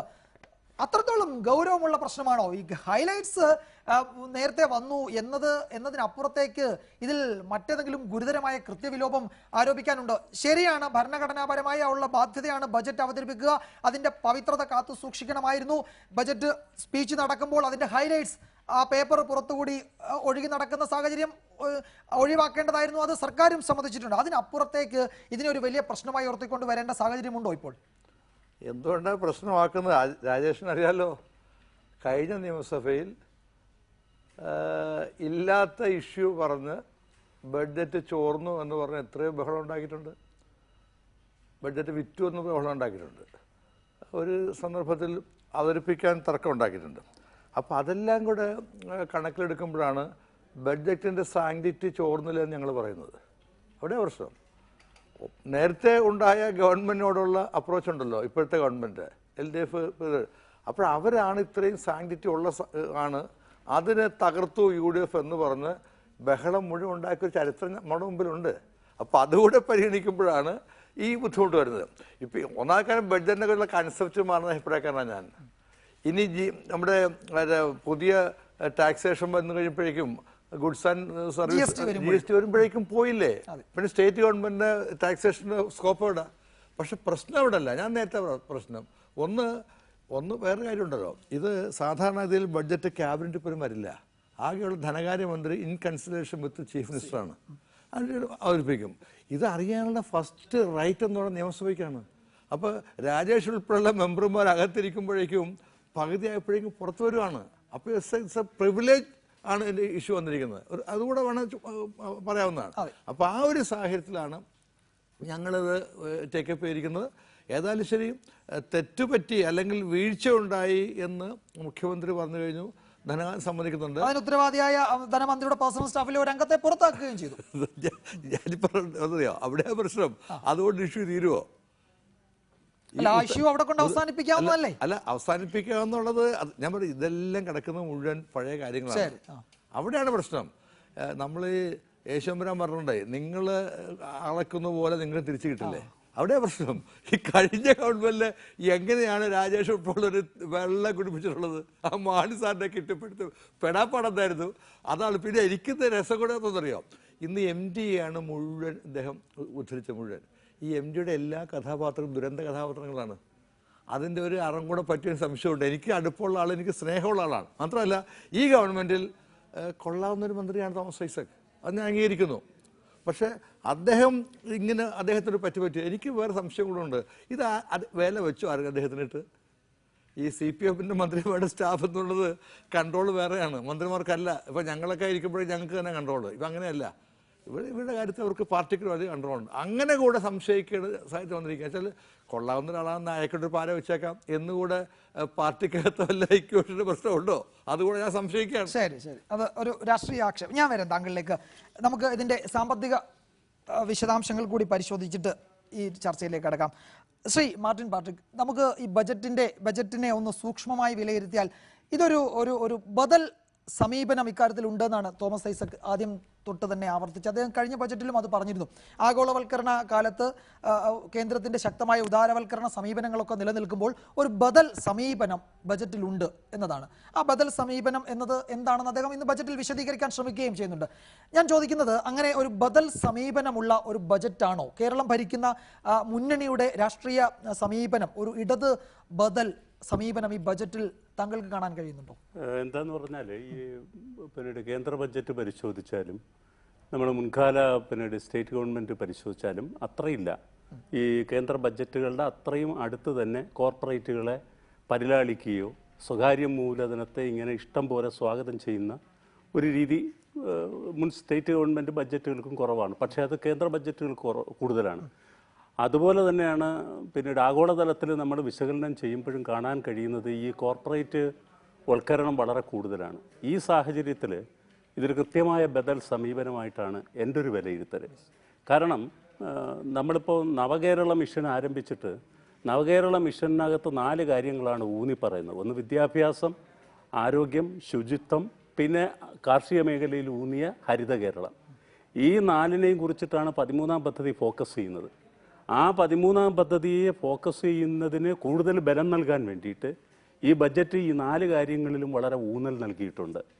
അപ്പോൾ നമുക്ക് ഈ നവകേരള മിഷൻ്റെ തന്നെ പ്രസക്തി വരുന്നത് ആരോഗ്യരംഗത്തെയും വിദ്യാഭ്യാസ രംഗത്തെയും 2ാം തലമുറ പ്രശ്നങ്ങൾ കൊണ്ടിട്ടാണ്. അതുകൊണ്ടിട്ടാണ് പറയുന്നത് ഡയബറ്റിക്കിൻ്റെ ക്യാപിറ്റലാകും കേരളം എന്നാണ് ഇപ്പോൾ പുതുതായിട്ട് എക്കണോമിക്സ് റിവ്യൂ വരെ പറഞ്ഞിരിക്കുന്നത്. അപ്പോൾ ആ ഒരു ഇഷ്യൂ നമ്മൾ ഇതിനകത്ത് അഡ്രസ്സ് ചെയ്യപ്പെട്ടിട്ടുണ്ട്. വിദ്യാഭ്യാസത്തിലെ 2ാം തലമുറ പ്രശ്നങ്ങളെ അഡ്രസ്സ് ചെയ്യപ്പെട്ടിട്ടുണ്ട്. ആരോഗ്യരംഗത്തെ പിന്നീട് 2ാം തലമുറ പ്രശ്നങ്ങളെ അഡ്രസ്സ് ചെയ്യാനുള്ള തുടക്കം കുറിച്ചിട്ടുണ്ട്. അപ്പോൾ 13ാം പദ്ധതി അവസാനിപ്പിക്കുമ്പോഴേക്ക് തുടർന്നുള്ള ബഡ്ജറ്റുകൾ വഴിയിട്ട് നമുക്ക് ഈ ഒരു ബദൽ സമീപനം എന്ന് പറയുന്ന നമ്മളുടെ ഈ വെൽനസ് ഇൻഡെക്സ് എന്ന് പറയുന്ന അല്ലെങ്കിൽ ഹാപ്പിനെസ് ഇൻഡെക്സിനെ കുറിച്ച് കൂടുതൽ മെച്ചപ്പെട്ട ഒരു കൺസെപ്റ്റാണ് വെൽനസ് ഇൻഡെക്സ്. ഈ വെൽനസ് ഇൻഡെക്സ് പരിശോധിച്ച് കഴിഞ്ഞിരുന്നാൽ കേരളം ഈ വൻകിട രാജ്യങ്ങളോട് കിടപിടിക്കുന്ന അത്രയും ഉയർന്ന രീതിയിലാണ് നിൽക്കുന്നത്. അപ്പോൾ അത് നിലനിർത്തേണ്ടത് അത്യാവശ്യമാണ്. നമ്മൾ ഒരുപാട് കോർപ്പറേറ്റ് വൽക്കരണത്തിലേക്ക് പോകുമ്പോൾ നമ്മളുടെ വിദ്യാഭ്യാസത്തിൽ നമ്മൾ നേടിയ നേട്ടങ്ങളിൽ നിന്ന് പുറന്നോട്ടടിക്കും. ആരോഗ്യരംഗത്ത് നമ്മൾ അഭിമാനിക്കുന്ന ഒരു കാര്യവും നമുക്ക് പിന്നെ എടുത്തുയർത്താൻ ഉണ്ടാവില്ല. അപ്പോൾ ഈ സാഹചര്യത്തിൽ ആവശ്യമായിരുന്ന ഒരു ബദൽ സംവിധാനം എന്ന് പറയുന്നത് കൃത്യമായിട്ട് തോമസ് ഐസക്കിന് ഈ ബഡ്ജറ്റിലൂടെ ഉയർത്താൻ കഴിഞ്ഞിട്ടുണ്ട്. അത് കഴിഞ്ഞ വർഷത്തിൻ്റെ ഒരു തുടർച്ചയാണ്. ഒപ്പം ഞാനൊരു കാര്യം കൂടെ പറയുന്നത്, ഈ ക്ഷേമ പ്രവർത്തനങ്ങൾ ഈ വെൽഫെയർ സ്കീംസുകൾ ഒരു വശത്ത് ബഡ്ജറ്റിനകത്ത് നിന്നുകൊണ്ട് പിന്നീട് പരിലാളിക്കുകയും അതേസമയം ബഡ്ജറ്റിന് പുറത്തു നിന്ന് കിഫ്ബിയെ കൊണ്ടിട്ട് ഇൻവെസ്റ്റ്മെന്റ് നടത്താനുള്ള ഒരു ശ്രമം നടത്തുകയും ചെയ്തു. അതൊരു വളരെ ഇന്നവേറ്റീവ് ആയിട്ടുള്ള ഒരു സമീപനമാണ്. ഈ സമീപനത്തിന് കുറച്ച് പ്രശ്നങ്ങൾ ഉണ്ടായിരിക്കാം. ആ പ്രശ്നങ്ങൾ നമ്മൾ അഡ്രസ്സ് ചെയ്ത് മുന്നോട്ട് കൊണ്ടുപോയാൽ കേരളത്തിന് വളരെ ഗുണകരമായിരിക്കുമെന്ന് വിശ്വസിക്കുന്ന ഒരു അക്കാദമിഷ്യനാണ് ഞാൻ. ശരി, ഞാൻ വരാം താങ്കളിലേക്ക്. ഡോക്ടർ അജിത് കുമാർ, ഈ കിഫ്ബിയാണ് ഈ ബജറ്റിന്റെ മുഖം, അതിന്റെ സാമ്പത്തിക മുഖം അങ്ങനെയാണ്. ഇപ്പോൾ നമ്മൾ ബദൽ സാമ്പത്തിക സമീപനം എന്നൊക്കെ പറയുമ്പോഴും ധനസമാഹരണത്തിലൂടെ അല്ലെങ്കിൽ മൂലധന ചെലവുകൾക്ക് പണം കണ്ടെത്താൻ കിഫ്ബി എന്നതാണ് ഒരു ആയുധം, അതാണ് ഒരു വഴി. അതിൽ പല വിമർശനങ്ങളും പല പോരായ്മകളും ഒക്കെ പലരും ചൂണ്ടിക്കാട്ടുന്നുണ്ടെങ്കിലും അതൊരു ഒരു പുതുമ, ഒരു പരീക്ഷണം എന്ന നിലയിൽ കഴിഞ്ഞ ബജറ്റിലുണ്ട്, അതിന്റെ തുടർച്ച ഈ ബജറ്റിലുമുണ്ട്. അത് എത്രത്തോളം ഭാവനയിൽ നിന്ന് മാറി യാഥാർത്ഥ്യത്തിലേക്ക് വരുമ്പോൾ അത് എത്രത്തോളം നമുക്ക് പ്രായോഗിക തലത്തിൽ അവതരിപ്പിക്കാൻ കഴിയും ഈ സമീപനം? കഴിഞ്ഞ വർഷം 5000 കോടിയാണ് കിഫ്ബിയിലൂടെ റേസ് ചെയ്യാനായിട്ട് ആലോചിച്ചത്. പക്ഷേ വന്നപ്പം ഫൈനലൈസ് ചെയ്തപ്പോൾ 2500 വരെ എത്താനുള്ള സാഹചര്യം എത്തി. പിന്നെ ഒരു കാര്യമുണ്ട്, കഴിഞ്ഞ വർഷം ഒരു ജൂൺ ജൂലൈ മാസത്തിലാണ് സർക്കാർ ഒരു കറക്ഷൻ ബജറ്റായിരുന്നു. അപ്പോൾ അതുകൊണ്ട് എനിക്ക് അതിലാണ് എനിക്ക് ഊന്നൽ കാണുന്നത്. കഴിഞ്ഞ തവണ ഒരു കറക്റ്റീവ് മെഷേഴ്സ് ആയിരുന്നു. കഴിഞ്ഞ പ്രീവിയസ് മാർച്ചിൽ അല്ലെങ്കിൽ ഫെബ്രുവരിയിൽ കൊടുത്തിരുന്ന ബഡ്ജറ്റിൻ്റെ വളരെയധികം ന്യൂനതകൾ മാറ്റി, എന്നാൽ അതിലുള്ള പ്രധാനപ്പെട്ട കാര്യങ്ങൾ കണ്ടിന്യൂ ചെയ്യുന്ന വിധത്തിൽ ഒരു നല്ലൊരു കറക്ഷൻ ബഡ്ജറ്റായിട്ടാണ് അന്ന് വന്നത്. മാത്രമല്ല ഗവൺമെൻറ്റിൻ്റെ എന്താണ് ഒരു വിഷൻ, അതായിരുന്നു കഴിഞ്ഞ ബഡ്ജറ്റിൽ. അതുകൊണ്ടാണ് ഇഷ്ടംപോലെ പദ്ധതികൾ ശരിക്കും പറഞ്ഞാൽ ഇത്രയധികം പദ്ധതികൾ എനിക്ക് തോന്നുന്നില്ല ഏതെങ്കിലും ബഡ്ജറ്റിലുണ്ടായിട്ടുണ്ടെന്ന്. അപ്പോൾ എല്ലാവർക്കും ഒരു സംശയം തോന്നും, ഈ പദ്ധതികൾ അങ്ങനെ അനൗൺസ് ചെയ്ത് അവസാനിപ്പിച്ചോ? പല പദ്ധതികളും തുടങ്ങി. ഒരു ചെറിയൊരു എക്സാമ്പിൾ തന്നെയാണ് കിഫ്ബിയുടെ കാര്യത്തിലാണ് പറഞ്ഞത്. അപ്പൊ കിഫ്ബി ഒരു ഇൻഫ്രാസ്ട്രക്ചർ ഡെവലപ്മെന്റിന്റെ ഭാഗത്തേക്ക് പോകുന്നു. അപ്പൊ കിഫ്ബിയുടെ ഒരു 2500 കോടി രൂപയെ നമുക്ക് റേസ് ചെയ്യാൻ പറ്റിയുള്ളൂ. അപ്പൊ അതിൽ നിന്നൊരു വ്യത്യാസമായിട്ട്, എന്നാലും കിഫ്ബി എന്ന് പറയുന്നൊരു പ്ലാൻ എന്താണെന്ന് പറഞ്ഞാൽ അത് ബഡ്ജറ്റിന്റെ പുറത്തുള്ള ഒരു ഇഷ്യൂ ആണ്, അല്ലാണ്ട് ബഡ്ജറ്റിന്റെ ഒരു ഉൾക്കൊള്ളുന്ന ഒരു കാര്യമല്ല. കാരണം അങ്ങനെ ഒരു സ്പെഷ്യൽ പർപ്പസ് വെഹിക്കിൾസ് എപ്പോഴും SPVs ഉണ്ടാകുന്നുണ്ട്. ഇതൊരു SPV എന്ന നിലയിലാണ് ഞാൻ കൂടുതലും ഈ കിഫ്ബിയെ കാണുന്നത്. പക്ഷെ കൂടുതലും കാണുന്നത് എന്താണെന്ന് പറഞ്ഞാൽ ഇതിൻ്റെ കൂടെക്കാളും ഞാൻ ഒരു സാമ്പത്തിക വിദ്യാർത്ഥി എന്ന നിലയിൽ ഞാൻ പറയുന്നത്, പല പുതിയ സ്കീംസും കഴിഞ്ഞ തവണ ഇൻട്രൊഡ്യൂസ് ചെയ്തത് ഈ ബജറ്റിലാണ് കൃത്യമായിട്ട് അതിൻ്റെ ഒരു കൃത്യത വന്നിരിക്കുന്നത്. കാരണം കഴിഞ്ഞ ബജറ്റ് പറഞ്ഞ 2 എക്സാമ്പിൾസ് ഞാൻ പറയുന്നുള്ളൂ. Coir sector will get a boost എന്നാണ് അദ്ദേഹം പറഞ്ഞത്. അപ്പോൾ ആ സമയത്ത് നമ്മൾ വിചാരിച്ചു, കാരണം കൊയർ എന്ന് പറഞ്ഞാൽ തോമസ് ഐസക്കിൻ്റെ PhD തന്നെ കൊയറിലാണ്. അപ്പോൾ അദ്ദേഹത്തിന് ഇപ്പോൾ കൊയറിനെ പറ്റി ഇത്രയധികം എനിക്ക് തോന്നുന്നില്ല കേരളത്തിൽ കൊയറിന് ഇത്രയും അദ്ദേഹത്തിനെ പോലെ അറിവുള്ള ഒരാൾ എനിക്ക് തോന്നുന്നില്ല കേരളത്തിലുണ്ടെന്ന്. അപ്പോൾ അദ്ദേഹം ആ ഒരു coir sector will get a boost എന്ന് പറഞ്ഞ് അവസാനിപ്പിച്ചപ്പോൾ നമ്മൾ ശരിക്കും വിചാരിച്ചു എന്താണ് അതിൽ. അപ്പം ഞാൻ പിന്നെ അതിൻ്റെ ഡീറ്റെയിൽസിലേക്ക് പോയപ്പം അധികം ഡീറ്റെയിൽസ് ഉണ്ടായിരുന്നില്ല. പക്ഷെ ഒന്ന് ഡെഫിനറ്റ് ആയിരുന്നു, ഒരു പ്ലാൻ ഓഫ് ആക്ഷൻ ഉണ്ടായിരുന്നു. അത് നമ്മൾ ഈ തവണത്തെ ഇതിൽ കൃത്യമായിട്ട് തുടർച്ചയുണ്ട്. അപ്പം എന്താ ഒരു തുടങ്ങി വെച്ചൊരു കാര്യത്തിലെ ഒരു തുടർച്ച, അതാണ് പലപ്പോഴും എന്താ പറ്റുന്നത്, പല പദ്ധതികളും തുടങ്ങി വെക്കും, ആ വർഷം കഴിയുമ്പോഴേക്കും നമ്മൾ അതിനെപ്പറ്റി മറക്കും, പിന്നെ അത് എന്താ എടുക്കാത്തതെന്ന് പറയുമ്പോഴേക്കാണ് പലപ്പോഴും. ഇതങ്ങനെയില്ല, പല പദ്ധതികളും ഞാൻ കണ്ടു. ശരിക്കൊരു ഇപ്പം രണ്ടാമതായിട്ട് ഞാൻ ഒരു കണ്ടിന്യൂഷൻ ഇപ്പം IT സെക്ടറിനെ പറ്റിയുള്ള ഒരു പദ്ധതി കഴിഞ്ഞ തവണത്തെ ബഡ്ജറ്റിൽ അദ്ദേഹം വളരെ ശരിക്കും പറഞ്ഞിട്ടൊരു കൃത്യത 1300 കോടി രൂപ IT സെക്ടർ ബൂസ്റ്റ് ചെയ്യാനായിട്ടുള്ള ഒരു അലൊക്കേഷൻ നടത്തുന്നതാണ് കഴിഞ്ഞ തവണത്തെ ബഡ്ജറ്റിൽ പറഞ്ഞത്. അതിനെക്കുറിച്ച് മാത്രം സ്റ്റാർട്ടപ്സിന് ഇപ്പോൾ പറ്റിയിരിക്കുന്നത് ഗവൺമെൻറ് ഒരു വലിയൊരു ക്ഷീണം വന്നിരിക്കുന്നത് എന്താണെന്ന് പറഞ്ഞാൽ ഈ സ്റ്റാർട്ടപ്സ് നമ്മൾ വിചാരിക്കുന്ന ലെവലിലേക്ക് വളരുന്നില്ല. കാരണം സ്റ്റാർട്ടപ്സ് എൻ്റെ ഒരു സ്റ്റുഡന്റ് PhD ചെയ്തുകൊണ്ടിരിക്കുക. അത് ഗവൺമെന്റിന്റെ ഒരു പോളിസി പ്രശ്നം കൂടിയല്ല. സ്റ്റാർട്ടപ്പുകൾക്ക് പൊതുവെ ആഗോള തലത്തിൽ ഉണ്ടാകുന്ന പ്രശ്നങ്ങൾ ഈ എല്ലാം ഇതിപ്പം ഒരു സമ്പദ് വ്യവസ്ഥ ഇത് ഒരു തുരുത്തായിട്ട് നിൽക്കുന്നില്ലല്ലോ. നമ്മൾ ഡിപ്പെൻഡ് ചെയ്യുന്ന പല ഘടകങ്ങളെ ആശ്രയിച്ചാണല്ലോ. സ്വാഭാവികമായും സ്റ്റാർട്ടപ്പിന്റെ പ്രശ്നം അതായിരിക്കില്ലേ? അത് മാത്രമല്ല കാരണം സ്റ്റാർട്ടപ്സിന്റെ ശരിക്കും ഒരു സ്റ്റാർട്ടിംഗ് പോയിന്റ് കേരളം തന്നെയാണ്. അപ്പോൾ ഈ കേരളത്തിൽ എന്താ പറ്റി സ്റ്റാർട്ടപ്സ്, അതുകൊണ്ട് എന്ത് പറ്റിയെന്ന് പറഞ്ഞാൽ പഴയ ഗവൺമെൻറ്റും ഫസ്റ്റ് ബഡ്ജറ്റ് നമ്മുടെ തോമസ് ഐസക്കിൻ്റെ ഈ കറക്ഷൻ ബഡ്ജറ്റിൽ ഈ സ്റ്റാർട്ടപ്സിന് നല്ല ഫോക്കസ് ഉണ്ട്. പ്രത്യേകിച്ച് ഇപ്പോൾ സെൻട്രൽ ഗവൺമെൻറ്റിൽ ഈ സ്റ്റാർട്ടപ്പ് ഇന്ത്യ, സ്റ്റാൻഡപ്പ് ഇന്ത്യ എന്നൊക്കെ പറഞ്ഞിട്ടുള്ള പല പദ്ധതികളും ഈ മുദ്രാ യോജനകളൊക്കെ വന്ന സമയത്ത് കൂടുതലും സ്റ്റാർട്ടപ്സിന്, അപ്പോൾ ആ സ്റ്റാർട്ടപ്സിന് വേണ്ടത്ര ഒരു സപ്പോർട്ട് കിട്ടുന്നില്ല. സ്റ്റേറ്റ് സപ്പോർട്ടുണ്ട്, പക്ഷേ വിചാരിക്കുന്ന നിലവാരത്തിൽ ഈ സ്റ്റാർട്ടപ്സ് ഉയരുന്നില്ല. കാരണം സ്റ്റാർട്ടപ്പിന് നല്ലൊരു പ്ലാൻ ഇട്ടു, നമ്മൾ അലൊക്കേഷൻ കൊടുത്തു, ആ അലൊക്കേഷൻ കൊടുത്തിട്ട് അവർ വളർന്നില്ലെങ്കിൽ അവർക്ക് കിട്ടുന്ന പ്രശ്നങ്ങൾ, അപ്പം അതിന് നന്നായിട്ട് ഇത്തവണ അഡ്രസ്സ് ചെയ്തിട്ടുണ്ട്. അതാണ് എനിക്കിതിൽ ഏറ്റവും കൂടുതൽ. കാരണം കഴിഞ്ഞ വർഷം ഇതിനെക്കുറിച്ച് വന്നു. അത് കാരണം ഒരു കാര്യം തോമസ് ഐസക് ഇതിൽ കൺസീഡ് ചെയ്യുന്നത് എനിക്ക് ഏറ്റവും ഇഷ്ടപ്പെട്ടത്, നമ്മുടെ ഒരു ഫ്യൂച്ചർ ശരിക്കും ഈ IT സെക്ടറിലാണ്. അതുകൊണ്ടാണല്ലോ ഇത്രയും മഹാവിഷ്ണായ EK നായനാർ ടെക്നോ പാർക്ക് എന്നൊരു കോൺസെപ്റ്റ് തന്നെ കേരളത്തിൽ കൊണ്ടുവരാൻ റീസൺ എന്താ? അത് തന്നെ ഒരു IT സെക്ടറിൻ്റെ നമ്മുടെ ഒരു വിഷൻ, അതിലേക്ക് നമ്മൾ വീണ്ടും തിരിച്ചു വന്നിരിക്കുകയാണ്. കാരണം ഇൻഫോ പാർക്കിലൂടെ 1 ലക്ഷം തൊഴിലവസരങ്ങൾ എന്ന് പറയുന്നത് അതൊക്കെ പ്രാക്ടിക്കലാണ്, അത് നടക്കും. അല്ലാതെ ഇപ്പോൾ നമ്മൾ വെറുതെ നമ്മൾ 1 ലക്ഷം തൊഴിലവസരങ്ങൾ വരുത്തും എന്ന് പറഞ്ഞ് പുള്ളി ഒരു ഒഴുക്കൻ സ്റ്റേറ്റ്മെന്റ് ഇറക്കിയില്ല. അപ്പം അങ്ങനെ നോക്കുമ്പോൾ അതിൻ്റെ ഗുണം എന്താ? ഒരു സാമ്പത്തിക ശാസ്ത്രജ്ഞനാണ് അദ്ദേഹം, ഒരു ഇക്കോണമിസ്റ്റ് ആയതുകൊണ്ട് അദ്ദേഹത്തിന് അതിൻ്റെ ആസ്പെക്ട്സ് നന്നായിട്ട് അറിയാം. അപ്പം അങ്ങനെ ഒരു ചേഞ്ചസ് ഇത്രയേ ഉള്ളൂ. ഈ പദ്ധതികൾ പലതും നമ്മൾ ഇൻട്രൊഡ്യൂസ് ചെയ്യുമ്പോൾ അത് പ്രാക്ടിക്കൽ ആവാൻ, അതാണ് ഏറ്റവും വലിയ ക്രിറ്റിസിസം. അത് നന്നായിട്ട് റിയലൈസ് ചെയ്തിട്ടുണ്ട്. അതുകൊണ്ട് ഇത്തവണത്തെ ബജറ്റിൽ നാം കണ്ടുണ്ടോ പദ്ധതികളുടെ ആ നമ്പർ നന്നായിട്ട് കുറഞ്ഞിട്ടുണ്ട്. കാരണം അദ്ദേഹത്തിന് മനസ്സിലായി പറ്റുള്ളൂ. 5 വർഷം ഉണ്ടെങ്കിൽ ആ ഒരു ലോങ് ടേം സ്കീംസ് ഔട്ട്ലൈൻ ചെയ്തിട്ടുണ്ട്. ആ വിധത്തിൽ നോക്കുമ്പോൾ ഇതൊരു ബഡ്ജറ്റ് വിത്ത് ഡിഫറൻസ് ആണ്. ശ്രീ ഡൊമിനിക് പ്രസന്റേഷൻ, ഈ കിഫ്ബി എന്ന ഈ ആശയത്തോട് അല്ലെങ്കിൽ അതിനെ ഒരു ബജറ്റിന്റെ ഒരു ചാലക ശക്തിയായി കൊണ്ടുപോകുന്ന രീതിയോടാണോ UDF വിയോജിപ്പുണ്ടോ? ഒരു മോഡൽ എന്ന നിലയിൽ അതിനെ ആ നിലയിൽ ഉയർത്തിക്കൊണ്ട് വരുന്നു, അല്ലെങ്കിൽ അത് ഈ ബജറ്റിന്റെ ഒരു പ്രേരക ഘടകമായി വർത്തിക്കുന്നു, അതിനോട് UDF വിയോജിപ്പുണ്ടോ? ആശയത്തോട് വിയോജിപ്പുണ്ടോ UDF? ഞങ്ങളത് കൊണ്ടുവന്നത് കഴിഞ്ഞ ഗവൺമെന്റ് കാലത്ത് ഞങ്ങൾ കോർപ്പസ് ഉണ്ടാക്കിയല്ലോ, SPV എന്ന നിലയിൽ. അത് ഞങ്ങൾ ഓരോന്നുണ്ടാക്കി. 2 പാലം ഞങ്ങൾ പണിതില്ല, എടപ്പള്ളിയിലും പാലാരോട്ടത്തും. അത് ഞങ്ങളുടെ കോർപ്പസ് ഉണ്ടാക്കിയ 10,000 കോടി ഞങ്ങളുടെ കോർപ്പസ് ആയിരുന്നു.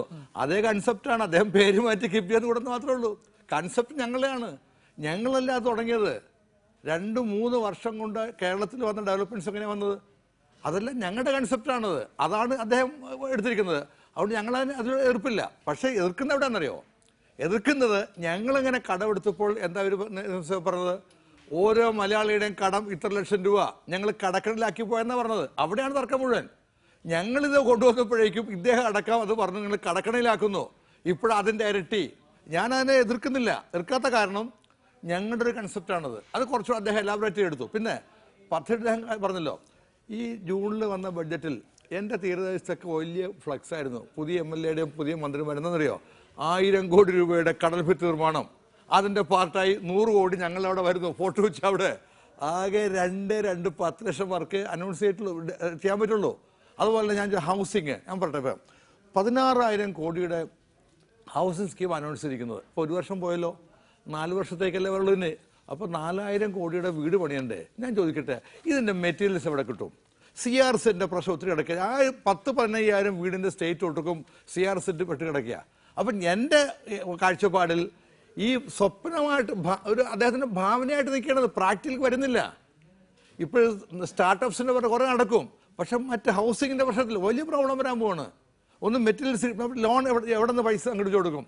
3 ലക്ഷം വരെയ്ക്ക് ഇത് ലോണാണോ? ക്ലാരിറ്റി വേണ്ട അതിൻ്റെ അകത്ത്. ശ്രീ TV രാജേഷ്, അത് ഒരു വലിയ വിമർശനമാണ്. ബജറ്റ് അവതരിപ്പിച്ചതിന് ശേഷം പലരും ഈ ചോദ്യം ചോദിക്കുകയും ചെയ്തു ധനമന്ത്രിയോട് തന്നെ. ഈ ഫണ്ട് മൊബിലൈസേഷൻ, ഈ കിഫ്ബിയെ മുൻനിർത്തിയുള്ള ഫണ്ട് മൊബിലൈസേഷന് സർക്കാരിന് ഒരു മാസ്റ്റർ പ്ലാൻ ഉണ്ടോ? ഇപ്പോൾ ബോണ്ട് ഇഷ്യൂ ചെയ്യാൻ റിസർവ് ബാങ്കിന്റെ പെർമിഷൻ കിട്ടിയിട്ടുണ്ട്, ഇതുവരെ ഇഷ്യൂ ചെയ്ത് തുടങ്ങിയിട്ടില്ല. ബോണ്ട് ഇഷ്യൂ ചെയ്തു തുടങ്ങുമ്പോൾ പൊതുമേഖലാ ബാങ്കുകളിൽ നിന്നടക്കം പണം വരും. KSFE പുതിയ ചിട്ടി തുടങ്ങാൻ പോകുന്നു, പ്രവാസി മലയാളികളെ ലക്ഷ്യം വെച്ച്. ഇങ്ങനെയൊക്കെയുള്ള ചില അതിലൂടെയൊക്കെ പണം വരും എന്നൊരു പ്രതീക്ഷയാണ് നമ്മൾക്ക് ഉള്ളത് ഈ കിഫ്ബി. അങ്ങനെ 25,000 കോടി രൂപയുടെ ഒരു വലിയ പാക്കേജ് നടപ്പാക്കാൻ കഴിയുമോ? ഈ പ്രതീക്ഷയിൽ എത്രത്തോളം സാധ്യമാകും എന്നതിനെ ആശ്രയിച്ചായിരിക്കില്ലേ ഈ ബജറ്റിന്റെ അവസാനം? തീർച്ചയായിട്ടും അത് ബഹുമാനായ ധനകാര്യമന്ത്രി കഴിഞ്ഞ വർഷം ഈ കിഫ്ബി ബഡ്ജറ്റിൽ കിഫ്ബിയിൽ ഈ റോഡുകൾക്കും അതുപോലെ അടിസ്ഥാന സൗകര്യ വികസനത്തിനും വേണ്ടി 12,000 കോടി രൂപയുടെ പദ്ധതി പ്രഖ്യാപിച്ച ഘട്ടത്തിൽ തന്നെ പറഞ്ഞതാണ്. യഥാർത്ഥത്തിൽ നമുക്ക് ബഡ്ജറ്റിന് പുറത്ത് പണം കണ്ടെത്താതെ മുന്നോട്ട് പോകാൻ കഴിയില്ല. അത് ശ്രീ ഡൊമിനിക് പ്രസന്റേഷൻ നന്നായിട്ട് അറിയാവുന്നതാണ്. ധനക്കമ്മി പിടിച്ചു നിർത്തണം, ഫിസിക്കൽ നമ്മൾ ധന ഉത്തരവാദിത്വ നിയമമുണ്ട്.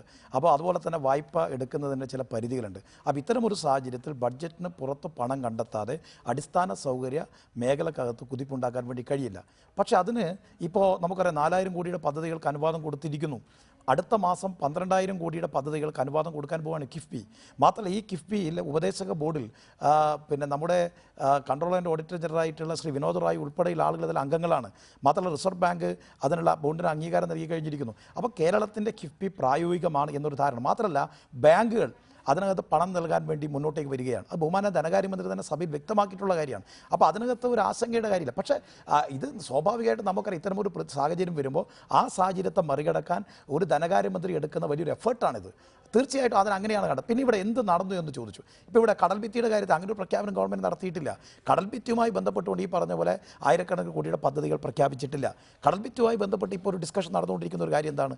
കടൽ സ്വാഭാവികമായിട്ട് ചിലപ്പോൾ കയറും, ചിലപ്പോൾ അങ്ങോട്ട് നീങ്ങും. ഇതൊരു സ്വാഭാവിക പ്രക്രിയയാണ്. അപ്പോൾ ഇത്തരമൊരു ഘട്ടത്തിൽ 50 മീറ്റർ അല്ലെങ്കിൽ 100 മീറ്റർ ഇപ്പുറത്ത് മാത്രമേ ആളുകൾ താമസിക്കുമ്പോൾ അങ്ങനെ ഒരു ഡിസ്കഷൻ നടന്നുകൊണ്ടിരിക്കുക. 12 കിലോമീറ്റർ കടൽഭിത്തിയുള്ള ഒരു നിയോജക മണ്ഡലത്തിലെ MLA ആണ് ഞാൻ. പക്ഷേ എന്തൊക്കെ കാര്യങ്ങൾ ഇപ്പോൾ ഇവിടെ നടന്നു അത് നമ്മൾ കാണാതിരുന്നു. ഇപ്പോൾ സമ്പൂർണ്ണ വൈദ്യുതീകരണം ഇപ്പോൾ കഴിഞ്ഞ LDF ഗവൺമെൻറ് കാലത്ത് ആരംഭിച്ചു. ഇവർ 5 വർഷം അതിനകത്ത് യാതൊന്നും ചെയ്തിട്ടില്ല. ഈ മാർച്ച് 30 സമ്പൂർണ്ണ വൈദ്യുതീകരണം കേരളത്തിൽ പൂർത്തിയാവുകയാണ്. പെൻഷൻ പദ്ധതിയുടെ കാര്യം ഇവിടെ പറഞ്ഞു. മാത്രമല്ല ഇപ്പോൾ നമുക്കറിയാം, ഇപ്പോൾ 4000 കോടിയുടെ കിഫ്ബിയുടെ പദ്ധതികൾക്ക് അംഗീകാരം നൽകി. 12000 കോടിയുടെ റോഡ് പാലം പദ്ധതികൾക്കാണ് അതെ അത് അംഗീകാരം നൽകി കഴിഞ്ഞിരിക്കും. ഇനി 12000 കോടി അടുത്ത മാസം അംഗീകാരം നൽകാൻ പോവുകയാണ്. റോഡ് പാലം അത് സ്വാഭാവികമായിട്ട് നമുക്കറിയാം. ഇപ്പോൾ ഒരു ഗവൺമെൻറ് കാലത്ത് പാലം പ്രഖ്യാപിച്ചാൽ നമുക്കതിൻ്റെ സർവേ നടക്കണം, പിന്നെ അതിൻ്റെ ഇൻവെസ്റ്റിഗേഷൻ വേണം, പിന്നെ ഡിസൈൻ തയ്യാറാക്കണം, പിന്നെ അതിൻ്റെ ടെക്നിക്കൽ സാങ്ഷൻ, ഇങ്ങനെ എന്തെല്ലാം കടമ്പകളുണ്ട്. ഈ കാര്യത്തിൽ വല്ല കാലതാമസം ഉണ്ടായിട്ടുണ്ടോ? ഇപ്പോൾ സർവേകൾ ആരംഭിച്ചിരിക്കുക. ഇപ്പോൾ ഗവൺമെൻറ് എന്താ പറയുന്നത്? നേരത്തെ റോഡ് ഇൻവെസ്റ്റിഗേഷൻ വേണ്ട. ഇപ്പോൾ ഗവൺമെൻറ് പറയുന്നൊരു കാര്യം, നിങ്ങൾ മേജർ റോഡുകൾ 10 കോടി രൂപയുടെ റോഡുകൾ 10 കോടിയോ അതിൽ കൂടുതലുള്ള റോഡുകൾക്ക് മുഴുവൻ ഇൻവെസ്റ്റിഗേഷൻ വേണം. കാരണം എന്താണ്? റോഡിൻ്റെ ലൈഫ് വളരെ കുറവാണ്. അപ്പോൾ അതുകൊണ്ട് ഒരു റോഡ് നിർമ്മിച്ചാൽ 7 വർഷത്തെ ആ ലൈഫ് അതിനുണ്ടാകണം. അപ്പോൾ അതിനിപ്പോൾ ഗവൺമെൻറ് കേരളത്തിൽ പ്രമുഖ ഏജൻസികൾ ഉപയോഗിച്ചുകൊണ്ട് ഈ കിഫ്ബി നേരിട്ട് ഇൻവെസ്റ്റിഗേഷൻ നടത്തിക്കൊണ്ടിരിക്കുകയാണ്. ആ ഇൻവെസ്റ്റിഗേഷൻ പൂർത്തിയാകുന്ന മുറക്ക് 12000 കോടി രൂപ കിഫ്ബി അംഗീകാരം നൽകാൻ പോവുകയാണ്. അപ്പോൾ ഈ കഴിഞ്ഞ വർഷം പ്രഖ്യാപിച്ച പദ്ധതികൾ മുഴുവൻ പ്രാവർത്തിക്കാൻ പോവുകയാണ്. ഇപ്പോൾ UDF ഗവൺമെൻറ് കാലത്ത് ശ്രീ ഡൊമിനിക് പ്രസന്നേഷ് MLA ആയിരുന്നു, മന്ത്രിയായിരുന്നു. നമുക്കറിയാം, പാലം പ്രഖ്യാപിച്ചാൽ, റോഡ് പ്രഖ്യാപിച്ച ഉടനെ നടക്കില്ല. പക്ഷേ ഇതിനകത്ത് ഒരു ഡിലേയും വന്നിട്ടില്ല എന്നുകൂടി നമ്മൾ കാണേണ്ടതായിട്ടുണ്ട്. അപ്പോൾ ഇത് കേവലം ഒരു കിനാവല്ല, ഇത് കേവലം ഭാവനയല്ല, ഇത് കേരളത്തിൽ നടപ്പിലാക്കാൻ കഴിയും. അതിനൊരു ഇച്ഛാശക്തി ഈ ഗവൺമെൻറ്റുണ്ട്. കഴിഞ്ഞ ഗവൺമെൻറ്റിൻ്റെ ഒരു വർഷക്കാലത്തെ പ്രവർത്തനങ്ങൾ പരിശോധിച്ചാൽ നിങ്ങൾക്കത് വ്യക്തമാവുന്നതാണ്. ശ്രീ മാർട്ടിൻ പാട്രിക്, ഇവിടെ ഈ നോട്ട് അസാധുവാക്കലിനെ തുടർന്ന് സാമ്പത്തിക മേഖലയിൽ ഉണ്ടായ ഒരു മാന്ദ്യം നിലനിൽക്കുന്നുണ്ട്. അത് പരിഹരിക്കുന്നതിന് ഈ ബജറ്റിലെ നിർദ്ദേശം എത്രത്തോളം പര്യാപ്തമാകും എന്നതാണ് പ്രധാനപ്പെട്ട ചോദ്യം. അവിടെ കൂടുതൽ മൂലധന ചെലവുകൾ വർദ്ധിപ്പിച്ച് പണം വിപണിയിലെക്കുക, തൊഴിലാളികൾക്ക് പണം എത്തിക്കുക, അങ്ങനെ അവരുടെ ക്രയശേഷി കൂട്ടുക, അങ്ങനെ വിപണിയിൽ മണി സർക്കുലേഷൻ ഉണ്ടാകണം, അങ്ങനെ ക്രയവിക്രയം നടക്കണം, അതിൻ്റെ ഒരു ഭാഗം നികുതിയായി ഖജനാവിലേക്ക് വരണം. ഇതാണല്ലോ ഈ പദ്ധതികളുടെ ഒരു ലക്ഷ്യം. അതാണല്ലോ അതിൽ ലക്ഷ്യത്തിൽ എത്തേണ്ടത്. അങ്ങനെയാണല്ലോ. ആ നിലയ്ക്ക് നമ്മുടെ സാമ്പത്തിക രംഗത്തെ അങ്ങനെ മുന്നോട്ട് കൊണ്ടുപോകാൻ കഴിയുന്ന നിലയിലേക്ക് ഈ ബജറ്റ് വളർന്നിട്ടുണ്ടോ? ബഡ്ജറ്റ് ഒരുപാട് പരിമിതികൾക്കകത്ത് നടപ്പിലാക്കിയതാണ്. ഏറ്റവും വലിയൊരു പ്രശ്നം എന്ന് പറയുന്നത് നമുക്ക് വിഭവസമാഹരണത്തിനുള്ള സാധ്യതയില്ല. അത് വളരെയധികം പരിമിതമായിരിക്കുന്നു. GSTയും കൂടി ജൂലൈയിൽ നടപ്പിലാക്കാൻ പോകുന്നതോടുകൂടി ഇനി പരോക്ഷ നികുതിയെക്കുറിച്ച് നമ്മൾ കാര്യമായിട്ടൊന്നും സംസാരിക്കാനില്ല. അപ്പോൾ സ്വാഭാവികമായിട്ടും നമുക്ക് എത്ര കണ്ടിട്ട് ഈ ഡിമോണിറ്റൈസേഷൻ പ്രത്യാഘാതങ്ങളെ അഡ്രസ്സ് ചെയ്യാൻ ഒരു ബഡ്ജറ്റിന് കഴിയുമെന്നുള്ളൊരു വലിയ ചോദ്യമുണ്ട്. എങ്കിലും ഞാൻ മനസ്സിലാക്കുന്നത് ഈ പരിമിതികൾക്കകത്ത് നിന്നിട്ട് കുറച്ച് ഷോർട്ട് ടേം മെഷേഴ്സുകൾ എടുത്തിട്ടുണ്ട്. കാരണം ഡിമോണിറ്റൈസേഷനെ അഡ്രസ്സ് ചെയ്യേണ്ടത് 2 രീതിയിലാണ്. ഒന്ന് ഷോർട്ട് ടേം മെഷേഴ്സ് വഴിയും 2 ലോങ് ടേം മെഷേഴ്സ് വഴിയുമാണ്. ഏറ്റവും പ്രധാനം അതിനിപ്പോൾ അടിയന്തരമായിട്ടുള്ള ചികിത്സ കൊടുക്കേണ്ടത് ഷോർട്ട് ടേം മെഷേഴ്സ് വഴിയാണ്. അതിനാണ് നമ്മളിപ്പം 1000 രൂപ പെൻഷൻ എന്ന് പറയുന്ന 1100 രൂപയാക്കി, അംഗനവാടിക്കാരുടെ പിന്നീട് വേതനം വർദ്ധിപ്പിച്ചു. ഇങ്ങനെ സാധാരണക്കാർക്ക് കൂടുതൽ ബെനിഫിറ്റ് കിട്ടുന്ന അവരിലേക്ക് പ്രത്യാഘാതം, ഇതുവഴി ഉണ്ടായ പ്രത്യാഘാതം ലഘൂകരിക്കുന്നതിനുള്ള ഷോർട്ട് ടേം മെഷറുകൾ നമുക്ക് ഇതിനകത്ത് നിരവധി കാണാം. ഇനി നമുക്കിപ്പം വിദ്യാഭ്യാസ മേഖലയിൽ നടത്തിയിട്ടുള്ള പ്രഖ്യാപനങ്ങൾ, ആരോഗ്യ മേഖലയിൽ നടത്തിയിട്ടുള്ള പ്രഖ്യാപനങ്ങൾ, ഇതെല്ലാം തന്നെ കുറച്ച് ക്രയശേഷി വർദ്ധിപ്പിക്കാൻ ഇമ്മീഡിയറ്റ് ആയിട്ട് കഴിയുന്ന ചില സാധനങ്ങൾ അതിനകത്ത് നമുക്ക് കാണാൻ കഴിയും. അതിന് 1 വർഷവും 2 വർഷമൊന്നും നമ്മൾ കാത്തിരിക്കേണ്ടതില്ല. ബഡ്ജറ്റ് ഈ പറഞ്ഞതുപോലെ ഈ ഫെബ്രുവരിയിൽ തന്നെ ഈ മാർച്ചിൽ തന്നെ ചർച്ച ചെയ്ത് പാസ്സാക്കുകയാണെങ്കിൽ ഏപ്രിൽ ഇംപ്ലിമെൻറ്റേഷൻ നിർവഹണം എന്ന് പറഞ്ഞ് തുടങ്ങുന്ന ഒരു സ്വപ്നം സാക്ഷാത്കരിക്കുകയാണെങ്കിൽ തീർച്ചയായിട്ടും നമുക്ക് പിന്നീട് ഒരു ജൂൺ ജൂലൈ കൊണ്ടിട്ട് തന്നെ ഇതിൻ്റെ ഷോർട്ട് ടേം മെഷറുകളുടെ ആ പ്രത്യാഘാതം നമുക്ക് കുറയ്ക്കാൻ കഴിയും. ഇക്കണോമിക് സർവേ പോലും പറഞ്ഞിരിക്കുന്നത് ഡിമോണിറ്റൈസേഷൻ്റെ പ്രത്യാഘാതം ഇനിയും തുടരും, പെട്ടെന്ന് തീരില്ല എന്നുള്ളതാണ് പറഞ്ഞിരിക്കുന്നത്. ആ സാഹചര്യത്തിൽ നമ്മൾ അതിനെക്കുറിച്ചിട്ട് അമിതമായിട്ട് നമ്മൾ പ്രതീക്ഷ വെച്ച് പുലർത്തരുത്. പക്ഷേ അതിലുള്ള ചില ശ്രമങ്ങൾ, ഈ കൺസംഷൻ മെച്ചപ്പെടുത്തുന്നതിന് വേണ്ടിയിട്ടുള്ള ചില ശ്രമങ്ങൾ ഈ ബഡ്ജറ്റിനകത്ത് കാണുന്നുണ്ട്. അത് ശ്ലാഘനീയമാണെന്നാണ് എൻ്റെ അഭിപ്രായം. ശ്രീ അഡ്വക്കേറ്റ് ബി ഗോപാലകൃഷ്ണൻ, ഇപ്പോൾ സംസ്ഥാനത്ത് ധനകാര്യ സ്തംഭനം ഉണ്ടായിട്ടുണ്ട് കേന്ദ്രത്തിന്റെ നോട്ട് അസാധുവാക്കലിനെ തുടർന്ന്. സഹകരണ മേഖല പോലെ വളരെ താഴെത്തട്ടിൽ ജനങ്ങൾ ഇടപെടുന്ന സാമ്പത്തിക രംഗം വലിയ പ്രതിസന്ധിയിലാണ്. അധികം പെട്ടെന്നൊന്നും ഈ പ്രതിസന്ധിയിൽ നിന്ന് മോചിതമാകുകയുമില്ല കേരളത്തിലെ സമ്പദ് വ്യവസ്ഥ എന്നാണ് നമ്മുടെ ധനകാര്യ സർവേ വ്യക്തമാക്കുന്നത്. 8.1% വളർച്ച ഉണ്ടെങ്കിലും നോട്ട് നിരോധനവും വരൾച്ചയും ഒക്കെ കേരളത്തെ വലിയ തോതിൽ തകർത്തു എന്ന് തന്നെയാണ് സർവേ വ്യക്തമാക്കുന്നത്. ഇതിന് കേന്ദ്രം മറുപടി പറയേണ്ടി വരില്ലേ? ഇത്തരമൊരു പ്രതിസന്ധിയിലേക്ക് കേരളത്തെ എത്തിച്ചതിന്റെ ഉത്തരവാദിത്വം BJP-യുടെ കേന്ദ്ര സർക്കാരിനുമുണ്ട്.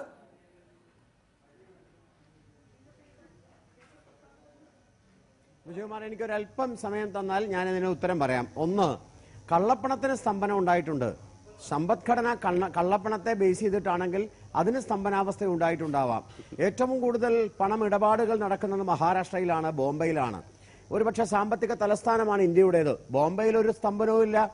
ബോംബെയിലോ UP-യിലോ കർഷകരുടെ UP-യിലോ മഹാരാഷ്ട്രയിലെ കർഷകർക്കോ ഇന്ത്യയിലെ മറ്റൊരു സംസ്ഥാനത്തിലും സ്തംഭനാവസ്ഥയില്ല. കേരളത്തിൽ മാത്രം സ്തംഭനാവസ്ഥ എന്ന് പറഞ്ഞാൽ എന്തുകൊണ്ട് സംഭവിക്കുന്നു? ഒന്ന്. രണ്ട്, ഈ ഡിമോണിറ്റൈസേഷൻ കഴിഞ്ഞിട്ടും 7.1% വളർച്ച ഇന്ത്യ രേഖപ്പെടുത്തിയിരിക്കുന്നു. പക്ഷെ എന്തുകൊണ്ട് കേരളത്തിൽ സാമ്പത്തിക മാന്ദ്യം ഉണ്ടാകുന്നു? 3, നവംബർ 8-ാം തീയതിയാണല്ലോ നമ്മുടെ നോട്ട് നിരോധനമുണ്ടായത്. നവംബർ 8 വരെയുള്ള കേരളത്തിന്റെ ബജറ്റ് വിഹിതവും കേരളത്തിന്റെ പദ്ധതി ചെലവും നമുക്ക് പരിശോധിക്കാം. നവംബർ 8 വരെയുള്ള പദ്ധതിയുടെ പരിശോധനയിൽ ഞാൻ കൃത്യമായ കണക്കുകൾ നിങ്ങളുടെ മുമ്പിൽ വെക്കാം. അണ്ടർ പെർഫോമൻസ് ആണ് ഈ സർക്കാർ. Under performance. വേണ്ടത്ര രീതിയിൽ തദ്ദേശ സ്വയംഭരണ സ്ഥാപനങ്ങളിലേക്ക് പണം കൊടുത്തിട്ടില്ല. അതാണ് യാഥാർത്ഥ്യം. പരിശോധിച്ചോളൂ. നവംബർ 8-നാണല്ലോ ഡിമോണിറ്റൈസേഷൻ വന്നത്. ഇനി എന്തുകൊണ്ടാണ് ഇത് സംഭവിക്കുന്നത് എന്നുള്ളതിനെ കുറിച്ച് രണ്ടാമതൊരു കാര്യം പറയാം. ഒന്ന്, ഞാൻ ബജറ്റിനെ കുറിച്ച് ആദ്യത്തെ ഒരു വിശേഷണം പറയാം. ബജറ്റ് എന്ന് പറഞ്ഞാൽ 1957 ഒന്നാമത്തെ മന്ത്രിസഭ വന്നതിന് ശേഷം നമ്മുടെ നാട്ടിലെ കേരളത്തിലെ ബജറ്റ് എന്ന് പറയുന്നത് കേരള മോഡൽ എന്ന് പറയുന്ന ഒരു സാമ്പത്തിക കാഴ്ചപ്പാടിലാണ് പോകുന്നത്. ഈ കേരള മോഡൽ വ്യാവസായിക മേഖലയോ കാർഷിക മേഖലയോ ഡിപ്പെൻഡ് ചെയ്യുന്നില്ല, അടിസ്ഥാനമാക്കുന്നില്ല. അത് സർവീസ് മേഖലയാണ് അടിസ്ഥാനമാക്കുന്നത്. അതുകൊണ്ട് കേരളത്തിലാണ് ഇന്ത്യയിൽ ഏറ്റവും കൂടുതൽ ബ്രെയിൻ ഡ്രെയിൻ സംഭവിക്കുന്നത്. കേരളത്തിൽ നിർമ്മാണ പ്രവർത്തനമില്ല. ആകെ 3 വ്യവസായശാലകളാണ് ഇവിടെ ഉള്ളത്. ആ 3 വ്യവസായശാലകളും കൊണ്ടുവന്നത് സർ CP ആണ്, അല്ലാതെ ഇടതുപക്ഷവും വലതുപക്ഷവുമല്ല. കാർഷിക മേഖല 1957 നെല്ലുൽപാദനം 2017 ഇല്ല. കാർഷിക മേഖലയുടെ അവസ്ഥ എന്താ? 1500 കോടി രൂപയുടെ പച്ചക്കറിയാണ് തമിഴ്നാട്ടിൽ നിന്ന് ഇറക്കുമതി ചെയ്യുന്നത്. അപ്പൊ കാർഷിക മേഖല തകർന്നു. എപ്പോഴും ബജറ്റ് പറയുമ്പോൾ നമ്മൾ റബ്ബറിന്റെ കാര്യം പറയും. 500 കോടി രൂപ കൊടുത്തപ്പോൾ മാണി സർക്കാർ കൊടുത്തത് കുറവാന്ന് പറഞ്ഞു. കഴിഞ്ഞ കേന്ദ്ര സർക്കാർ കൊണ്ടുവന്നപ്പോൾ അത് കുറവാന്ന് പറഞ്ഞു. എന്താണ് ഇവർ വെച്ചിരിക്കുന്നത്? വാസ്തവത്തിൽ ഇന്നലത്തെ സർവേയിൽ ഇറക്കാൻ പോകുന്ന നിക്ഷേപത്തിന്റെ കാര്യം സൂചിപ്പിച്ചിരുന്നു. ഞാൻ ചോദിക്കട്ടെ, ഏത് മേഖലയിലാണ് നിക്ഷേപം? കേരളത്തിന് ഏറ്റവും അനുഗുണമായ മേഖല എന്ന് പറയുന്നത് ടൂറിസമാണ്. ആ ടൂറിസത്തിന് വേണ്ടത്ര പദ്ധതി കൊടുത്തിട്ടില്ല. ഇപ്പൊ പറഞ്ഞു IT സർക്കിള്. IT എന്ന് പറയുന്ന മേഖലയ്ക്ക് ഇത് പോരാ എന്ന് പറയുന്ന ആളാണ് ഞാൻ. കാരണം ഇനി ഈ കേരളത്തിൽ ഏറ്റവും കൂടുതൽ ബ്രെയിൻ ഡ്രെയിൻ സംഭവിക്കുന്നത് കേരളത്തില്. അഭ്യസ്ത വിദ്യരായിട്ടുള്ള ആളുകൾ കേരളത്തിൽ നിന്ന് പോകുക. അപ്പൊ അടിസ്ഥാനപരമായിട്ട് കേരളത്തിന്റെ വികസനത്തിന് പരമ്പരാഗതമായ വ്യവസായം, ബജറ്റ് വിഹിതം ആ മേഖലയിൽ കുറെ കൂടി വേണമെന്ന താങ്കളുടെ അഭിപ്രായം ഒരുപക്ഷെ നമ്മളുടെ പാനലിലുള്ള എല്ലാവരും അംഗീകരിക്കുമായിരിക്കും. അതിലൊന്നും ഒരു തർക്കവുമില്ല. ശ്രീ അജിത് കുമാർ, നമുക്ക് GST എന്നത് ഒരു യാഥാർത്ഥ്യമാവുകയാണ്. GST വരുന്നതിന് മുന്നോടിയായി സാധാരണ ബജറ്റിൽ അവസാന പേജുകളിൽ ഇനി നികുതി നിർദ്ദേശം എന്ന് പറഞ്ഞ് ദീർഘമായി പ്രസംഗിക്കേണ്ടുന്ന കാര്യം ഇനി ധനകാര്യമന്ത്രിമാർക്കില്ല. ചെക്ക് പോസ്റ്റുകൾ ഇല്ലാതാകുന്നു, അതിർത്തി ചെക്ക് പോസ്റ്റുകൾ ഇല്ലാതാകുന്നു. വലിയ വിപ്ലവകരമായ മാറ്റം ആ മേഖലയിൽ സംഭവിക്കാൻ പോവുകയാണ്. ഇതിൽ ഗവൺമെന്റിന് ദീർഘകാലാടിസ്ഥാനത്തിൽ ഒരു സംസ്ഥാന ഗവൺമെന്റിനെ ഇത് എങ്ങനെ ബാധിക്കുമെന്നത് പരിശോധിക്കാനിരിക്കുന്നേ ഉള്ളൂ. GST ഇൻട്രൊഡ്യൂസ് ചെയ്യുന്നതിന് മുന്നോടിയായുള്ള നമ്മുടെ ഒരു ബജറ്റ് എന്ന നിലയിൽ അതിലേക്കൊരു പ്രത്യേകത ഇതിനുണ്ടോ? തീർച്ചയായിട്ടും അതിൻ്റെ ശരിക്കുള്ള പ്രത്യേകതയാണല്ലോ. ശരിക്കൊരു മറ്റ് ടാക്സസിനെ കുറിച്ചൊന്നും ഈ ബജറ്റിൽ പറഞ്ഞിട്ടില്ല. സാധാരണ വിജയകുമാർ പറഞ്ഞ പോലെ എല്ലാ ബജറ്റിലും നമ്മൾ ഏറ്റവും കൂടുതൽ പ്രതീക്ഷിച്ചിരിക്കുന്നത് ഇവിടുത്തെ ടാക്സിനെ കുറിച്ചാണ്. അത് മാത്രമല്ല, പിറ്റേ ദിവസം അതിൻ്റെ ഒരു അനാലിസിസ് ഉണ്ടാവും ഇത്രയും സാധനങ്ങളുടെ. ഇത്തവണ അങ്ങനത്തെ ഒരു അനാലിസിസ് വരാൻ പോകുന്നില്ല. മാത്രമല്ല GST, ഞാനൊരു സ്റ്റഡി നടത്തിയപ്പോൾ എനിക്ക് തോന്നിയിരിക്കുന്നത് GST കേരളത്തിന് യൂസ്ഫുൾ ആയിരിക്കുന്നതാണ്. കേരളം വെച്ച് ആക്ച്വലി ഒരു ബെനിഫിറ്റ് ചെയ്യാൻ പോകുന്ന ഒരു സംസ്ഥാനമാണ്. കാരണം GST വരുമ്പോൾ ആ യൂണിഫോമിറ്റി വരും. കാരണം കമ്പാരിറ്റീവ്ലി ശരിക്കും പറഞ്ഞാൽ നമ്മുടെ ടാക്സസുമായിട്ട്, അതായത് നമ്മൾ ഹയർ എൻഡ് ടാക്സസ് എല്ലാം GSTയിലും ഹയർ എൻഡിൽ തന്നെ നിൽക്കുക. കാരണം 18% എന്നുള്ളത് നമുക്കിപ്പോൾ തന്നെ 14.5 15 നിൽക്കുന്ന സമയമാണ്. അപ്പോൾ നമുക്ക് കൂടുതൽ വരുമാനം കിട്ടാനുള്ള സാധ്യതയുണ്ട്. മാത്രമല്ല കോമ്പൻസേഷൻ പാക്കേജ് വളരെ കൃത്യമായിട്ട് അത് ആക്ച്വലി തോമസ് ഐസക്ക് ശരിക്കും പറഞ്ഞാൽ മറ്റ് ഫിനാൻസ് മിനിസ്റ്റേഴ്സിൻ്റെ കൂടെ, കാരണം കർണാടക ഫിനാൻസ് മിനിസ്റ്റർ അദ്ദേഹം നന്നായിട്ട് തോമസ് ഐസക്ക് ബാർഗെയിൻ ചെയ്യുന്നതിൽ അവർ 4 പേര് ശരിക്കും പറഞ്ഞാൽ അവർ ശരിക്കും ഒന്നിച്ചുകൂടി കേജ്രിവാളും മമതാ ബാനർജിയുടെ ബംഗാൾ, ഡൽഹി, കർണാടക ആൻഡ് കേരള അതിൽ തോമസ് ഐസക് ആയിരുന്നു ലീഡർ. കാരണം അദ്ദേഹമാണല്ലോ സാമ്പത്തിക വിദഗ്ധൻ, മറ്റുള്ളവർക്ക് അത്രയധികം വൈദഗ്ധ്യമില്ല. അപ്പോൾ അദ്ദേഹത്തിന് പക്ഷേ ആ വൈദഗ്ധ്യം അദ്ദേഹത്തിന് അവർക്ക് കൺവിൻസ് ചെയ്യാൻ പറ്റിയത് അതിൻ്റെ ഫുൾ അഡ്വാൻറ്റേജ് നമുക്ക് കേരളത്തിന് കിട്ടാൻ പോവാണ്. അതുകൊണ്ട് ഈ വർഷം എന്ത് പറഞ്ഞാലും ഇപ്പോൾ റിസോഴ്സ് മൊബിലൈസേഷൻ നമ്മളിപ്പോൾ ഇല്ല എന്നൊക്കെ വിചാരിക്കുന്നുണ്ടെങ്കിലും ഈ GSTയിലൂടെ നമുക്ക് കിട്ടാൻ പോകുന്ന റിസോഴ്സസ് വളരെ വാസ്റ്റ് ആകുമ്പോൾ ഏറ്റവും കൂടുതൽ നമുക്ക് എനിക്ക് പറയുന്നതിൽ ഇതില്ല, ഏറ്റവും കൂടുതൽ കോമ്പൻസേഷൻ കേരളത്തിനായിരിക്കും സെൻറ്ററിൽ നിന്ന് കിട്ടാൻ പോകുന്നത്. അതുമാത്രം ഈ കോമ്പൻസേഷൻ ഒരു 5 വർഷത്തേക്കും കൂടിയാണ്, അല്ലാണ്ട് 1 വർഷത്തേക്കോ 2 വർഷത്തേക്കല്ല. അത് ശരിക്കും പറഞ്ഞാൽ കേരളത്തിനെ സംബന്ധിച്ച് നമ്മുടെ ഫിനാൻഷ്യലായിട്ട് വരുന്ന ഈ ഇൻഫ്ലോ വളരെയധികം ബെനിഫിറ്റ് ചെയ്യും. പക്ഷെ അതിൻ്റെ കൂടെ വരുന്ന ഒരു തകരാറ് എന്താണെന്ന് പറഞ്ഞാൽ ഫിനാൻസ് മിനിസ്ട്രി എന്നുള്ളത് വെറുതെ ഒരു ഫിനാൻഷ്യൽ മാനേജ്മെന്റ് മിനിസ്ട്രി ആയിട്ട് കുറയും. ഒരു പോളിസി എന്നുള്ള ഒരു സാധനത്തിനാണ്. കാരണം എന്ത് പറ്റുന്നു, ഇപ്പോൾ കേന്ദ്ര പോളിസിയാണ് ഇപ്പോൾ വരാൻ പോണത്. പക്ഷേ കേന്ദ്ര പോളിസിക്ക് അതിൻ്റെ ഒരു ഗുണങ്ങളുണ്ട്.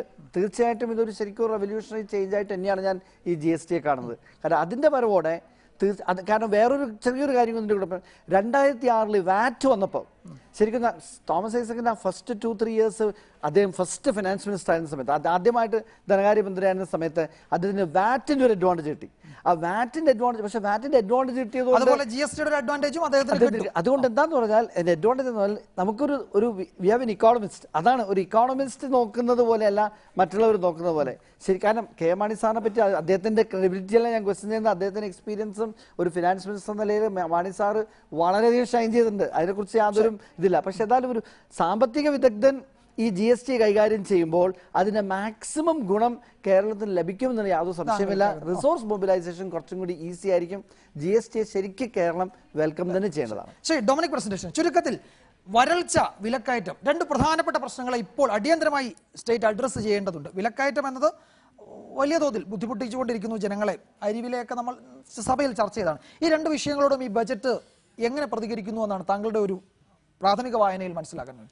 അതിനുമുമ്പ് 1 മിനിറ്റ് ഇദ്ദേഹം പറഞ്ഞ GST ഉണ്ടല്ലോ, ഈ GST എന്നാണ് നടപ്പാൻ പോകുന്നത്? ഇനി പാർലമെന്റിൽ 3 നിയമം പാസ്സാക്കണം, അതിനുശേഷം 14 നിയമസഭ റാക്ടിഫൈ ചെയ്യണം. സെപ്റ്റംബറാണ് കേന്ദ്രം പറഞ്ഞ ഇപ്പോൾ ലാസ്റ്റ് ഡേറ്റ്.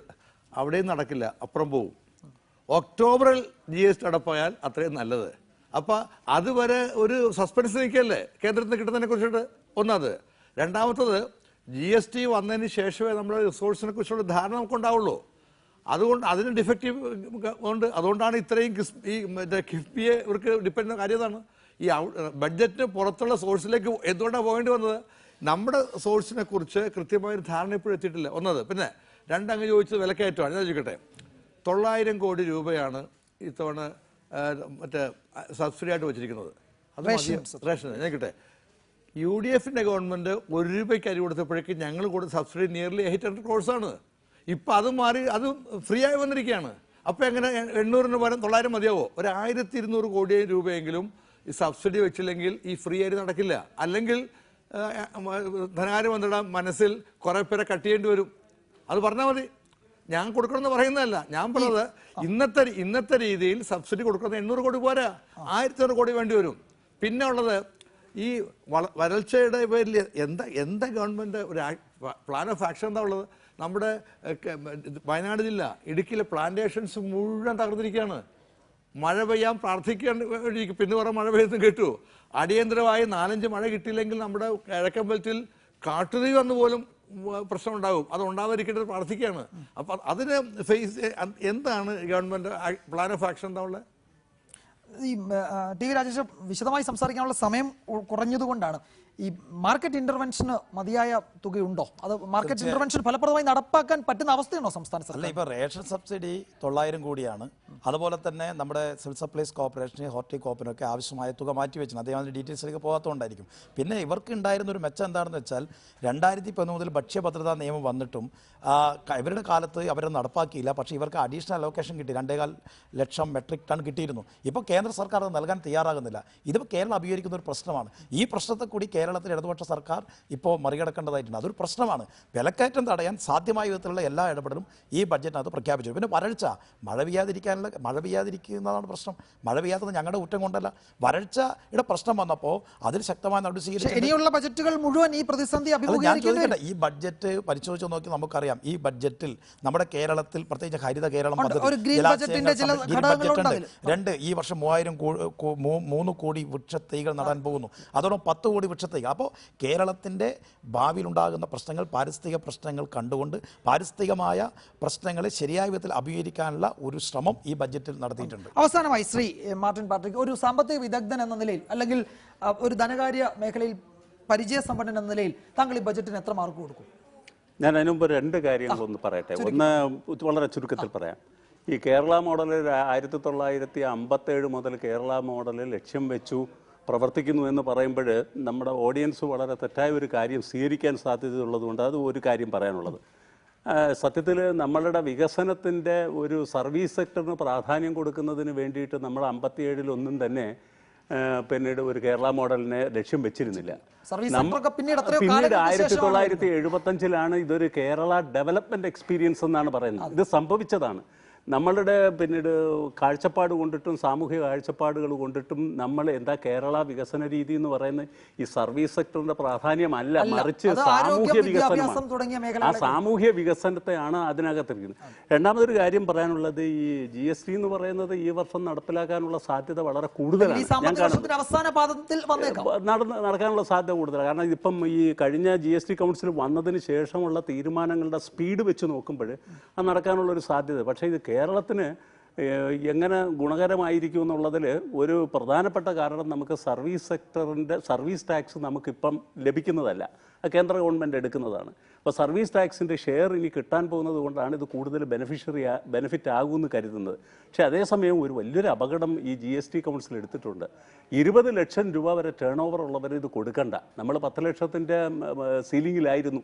അപ്പോൾ 20 ലക്ഷം ഉള്ള കച്ചവടക്കാരുടെ എണ്ണം വല്ലാണ്ട് കൂടുതലുള്ളൊരു സംസ്ഥാനം എന്ന രീതിയിൽ ഇത് എത്ര കണ്ട് അനുകൂലമായി ബാധിക്കും എന്നുള്ളൊരു ആശങ്ക എനിക്കുണ്ട്. അങ്ങനെ വന്നാൽ മാത്രമേ ഇത് ബെനിഫിറ്റ് ആകുകയുള്ളൂ. ഇത് ബെനിഫിറ്റ് ആകാനുള്ള സാധ്യത തന്നെയാണ് എൻ്റെയും വിലയിരുത്തലുകൾ ഉള്ളതെന്നാണ്. ഞാൻ ഈ ബഡ്ജറ്റിനെ നോക്കുമ്പോൾ ഇതിൻ്റെ ഒരു ഫൈൻ ട്യൂണിങ്ങിലാണ് എനിക്ക് ഇഷ്ടമായത്. അതായത് ഈ കൺസംഷനും ഇൻവെസ്റ്റ്മെൻറ്റും ഒരുപോലെ കൊണ്ടുപോകാൻ ഒരു ശ്രമം നടത്തിയ ഒരു ബഡ്ജറ്റ് എന്ന രീതിയിലാണ്. വെറും കൺസംഷൻ, പക്ഷേ ഇൻവെസ്റ്റ്മെൻറ്റിൽ തീർച്ചയായിട്ടും കിഫ്ബിയെ ആശ്രയിച്ചിട്ടാണ്. കിഫ്ബിയുടെ പ്രശ്നങ്ങൾ പരിഹരിക്കപ്പെടുമെന്നുള്ളത് കിഫ്ബിയെ സംബന്ധിച്ചിട്ട് എൻ്റെ ഒരു കാഴ്ചപ്പാടിൽ അതിൻ്റെ വരവിലല്ല സംശയം. വരവിൽ ഒരിക്കലും സംശയവുമില്ല. വരവ് കൃത്യമായിട്ട് എൻ്റെ റീപേയ്മെൻറ്റ് കുറച്ചുകൂടി ക്ലിയർ ആകണം, ഒരു ക്ലാരിറ്റി വരുത്തണം. അതെനിക്ക് തോന്നുന്നത് ഈ നിയമസഭ പിന്നീട് സമ്മേളനം തീരുന്നതിനുള്ളിൽ ധനമന്ത്രി അത് കൃത്യമാക്കപ്പെടുമെന്നാണ് ഞാൻ വിശ്വസിക്കുന്നത്. അതുകൊണ്ട് എനിക്കൊരു മടിയുമില്ലാതെ ഞാനൊരു 7 മാർക്ക് കൊടുക്കും. ശരി, നമുക്ക് അവിടെ ചർച്ച അവസാനിപ്പിക്കാമെന്ന് എനിക്ക് തോന്നുന്നു. കാരണം ഇനിയിപ്പോൾ അടുത്ത ബജറ്റ് അവതരിപ്പിക്കുമ്പോൾ ധനമന്ത്രി തോമസ് ഐസക്കിന്റെ ഒരു ഫുൾ ഫ്ലഡ്ജ്ഡ് ബജറ്റ് ഈ സർക്കാരിന്റെ അതിന്റെ തുടക്കം, അത് കഴിഞ്ഞ ബജറ്റ് ഒരു തിരുത്തൽ പ്രക്രിയയുടെ ഭാഗമായിരുന്നു എന്നാണ് സർക്കാർ പറയുന്നത്. ഇനി ഈ ബജറ്റ് വരുന്നു, അതിന്റെ ഇംപ്ലിമെന്റേഷൻ നമുക്ക് നോക്കാം. അടുത്ത ബജറ്റിന്റെ സമയത്ത് നമുക്ക് ഇത് പരിശോധിക്കുകയും ചെയ്യാം. ചർച്ചയിൽ പങ്കെടുത്ത Shri TV Rajesh MLA, Shri Dominic Presentation, doctor Ajith Kumar, Shri Martin Patrick, Shri B Gopalakrishnan, എല്ലാവർക്കും നന്ദി.